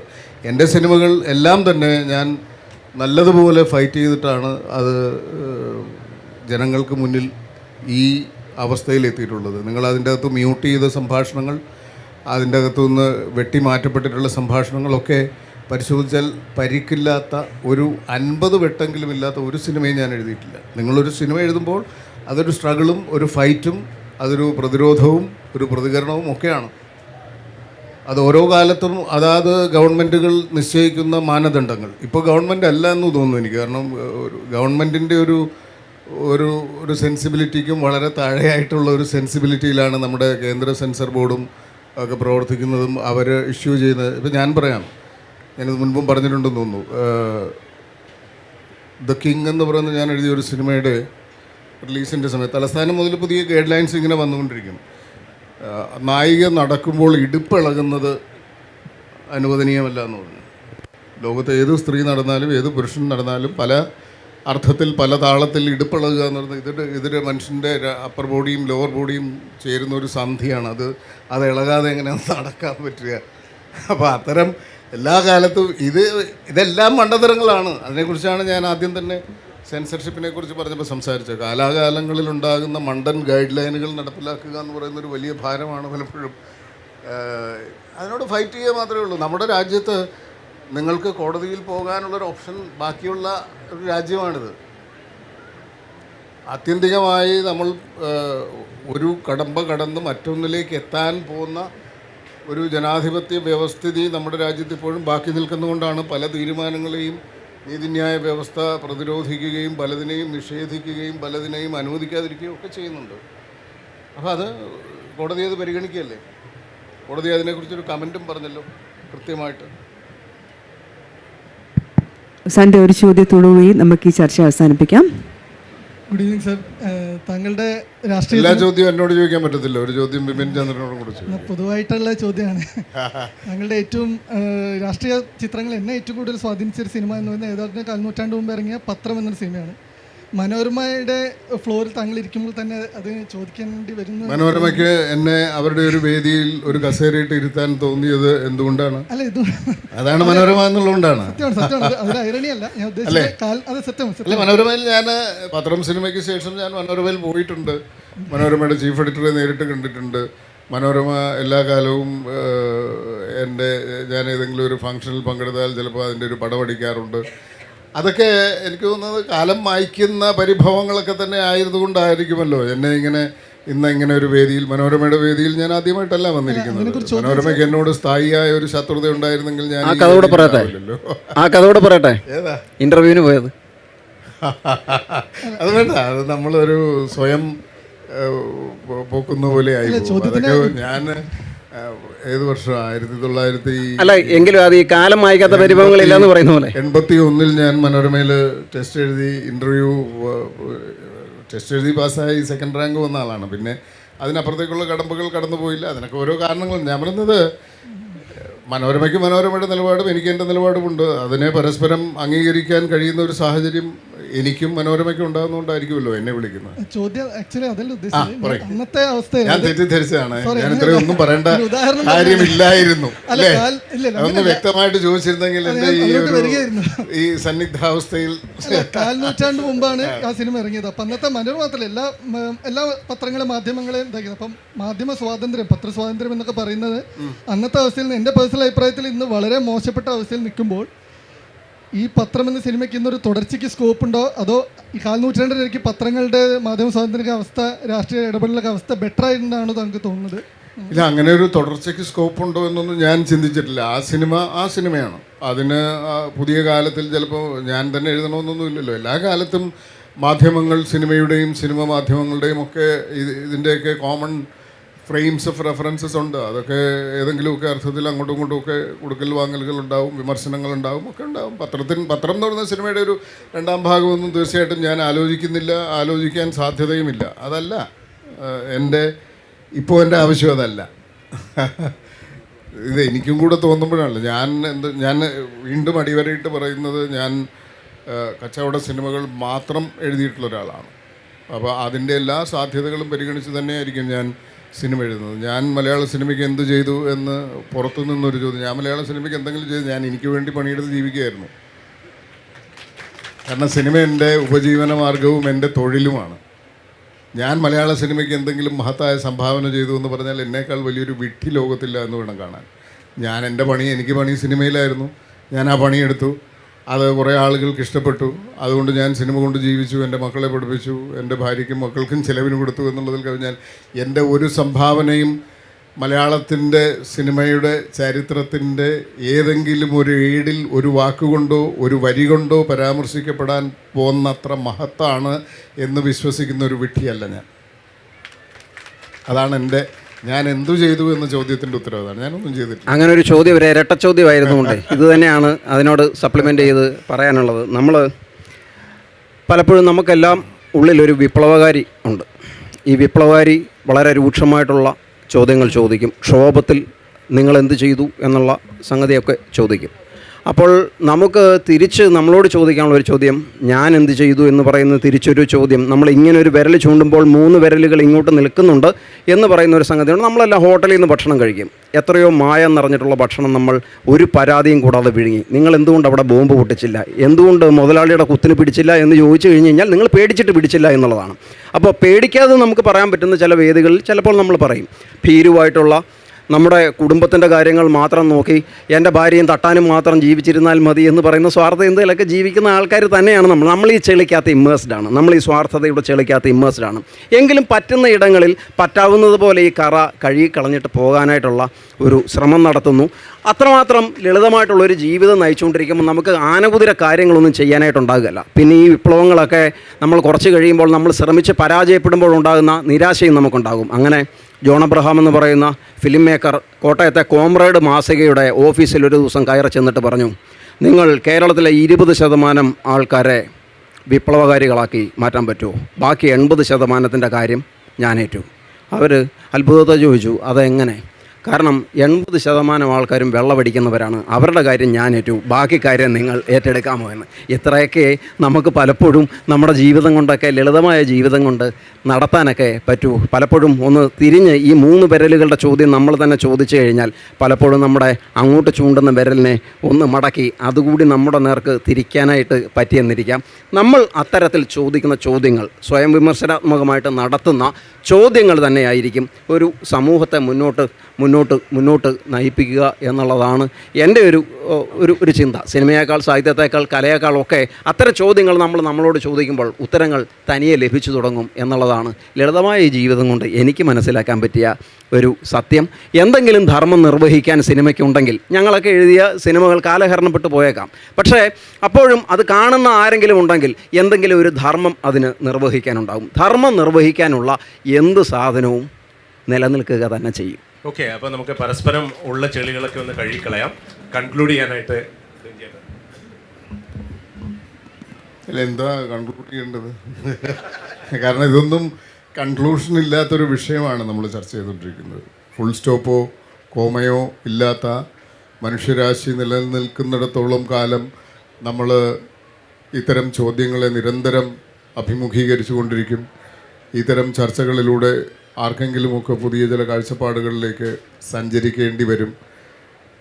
പല ആളുകളും പല അർത്ഥത്തിൽ സ്വയം ചോദ്യങ്ങൾ ചോദിച്ചു തുടങ്ങും. അതൊക്കെയാണ് ഇതിൻ്റെ ആത്യന്തികമായ ഒരു പക്ഷേ ഈ ഒരു ഗ്യാതറിങ്ങിൽ ആർക്കെങ്കിലും ഒരാൾക്ക് ഒരുപക്ഷെ ഈ ചർച്ച കൊണ്ട് ഏതെങ്കിലും തരത്തിലുള്ള ഒരു പ്രയോജനം, അത്രയും ലളിതവൽക്കരിച്ച് ഞാൻ പറയുകയാണ്, ഏതെങ്കിലും തരത്തിലുള്ളൊരു പ്രയോജനം ഉണ്ടാകുന്നെങ്കിൽ ഇത് സാർത്ഥകമാണ്. കാരണം ഇങ്ങനെയുള്ള ചർച്ചകളിലൂടെയാണ് പലപ്പോഴും നമ്മളെ പോലെയുള്ള ആളുകളിരുന്ന് പറയുന്ന കാര്യങ്ങൾ മഹത്തരമെന്നുള്ള അർത്ഥത്തിലല്ല, അതിൻ്റെ അനുരണനങ്ങൾ ചിലപ്പോൾ മറ്റൊരു തരത്തിലുള്ള ഒരു ചിന്താഗതിക്കോ ഒരു കാഴ്ചപ്പാടിനോ ഒരു നിലപാടിനോ ഒക്കെ പ്രേരകമായേക്കാം. അങ്ങനെയാണ് ഇത്തരം വേദികൾ, ഇത്തരം സദസ്സുകൾ, ഇത്തരം ഇൻട്രാക്ഷനുകളൊക്കെ ഏതെങ്കിലും അർത്ഥത്തിൽ സഫലമാകുന്നത്. അങ്ങനെ ഒരു വേദി കൊച്ചിയിൽ ഹോർത്തൂസ് എന്ന പേരിൽ, ഹോർത്തൂസ് സെക്കൻഡ് എഡിഷൻ എന്ന പേരിൽ മനോരമ സംഘടിപ്പിക്കുമ്പോൾ അത് തീർച്ചയായിട്ടും അതിൻ്റേതായ അർത്ഥതലങ്ങളും അതിൻ്റേതായ നന്മകളുമുണ്ട് എന്ന് ഞാൻ വിശ്വസിക്കുന്നു. അതിൻ്റെ ഭാഗമാകാൻ ഏകദേശം 1 മണിക്കൂർ നേരം അതിൻ്റെ ഒരു പരിപാടിയിൽ നമ്മൾ ഒരുമിച്ച് പങ്കെടുക്കുന്നു എന്നുള്ളതും തീർച്ചയായും സന്തോഷകരമായ കാര്യമാണ്. ഈ ചർച്ചയ്ക്ക് ക്ഷണിച്ചതിൽ ഞാൻ മനോരമയോട് തീർച്ചയായിട്ടും നന്ദി പറയുന്നു. പ്രിയപ്പെട്ട ജോർജ് പുളിക്കനെ ജോർജ് പുളിക്കൻ്റെ യഥാർത്ഥ ഭാവമൊന്നും നിങ്ങളിവിടെ കണ്ടില്ല. സത്യത്തിൽ ജോർജ് പുളിക്കൻ ഇവിടെ ഇരുന്നു കൊണ്ട് ഈ സദസ്സിനെ കീഴടക്കേണ്ടുന്ന തരത്തിൽ സംസാരിക്കുന്ന ആളാണ്. പക്ഷേ ജോർജ് പുളിക്കനെ നിർബന്ധപൂർവ്വം ഒരു മോഡറേറ്ററുടെ വേഷത്തിലേക്ക് വെച്ചുകൊണ്ട് ഞങ്ങളൊക്കെ രക്ഷപ്പെട്ടതാണ്. അപ്പോൾ തീർച്ചയായിട്ടും എൻ്റെ പ്രിയ അനുജൻ ബിപിൻ ചന്ദ്രൻ, ജോർജ് പുളിക്കൻ, നിങ്ങളേവർക്കും ഹൃദയം നിറഞ്ഞ നന്ദി.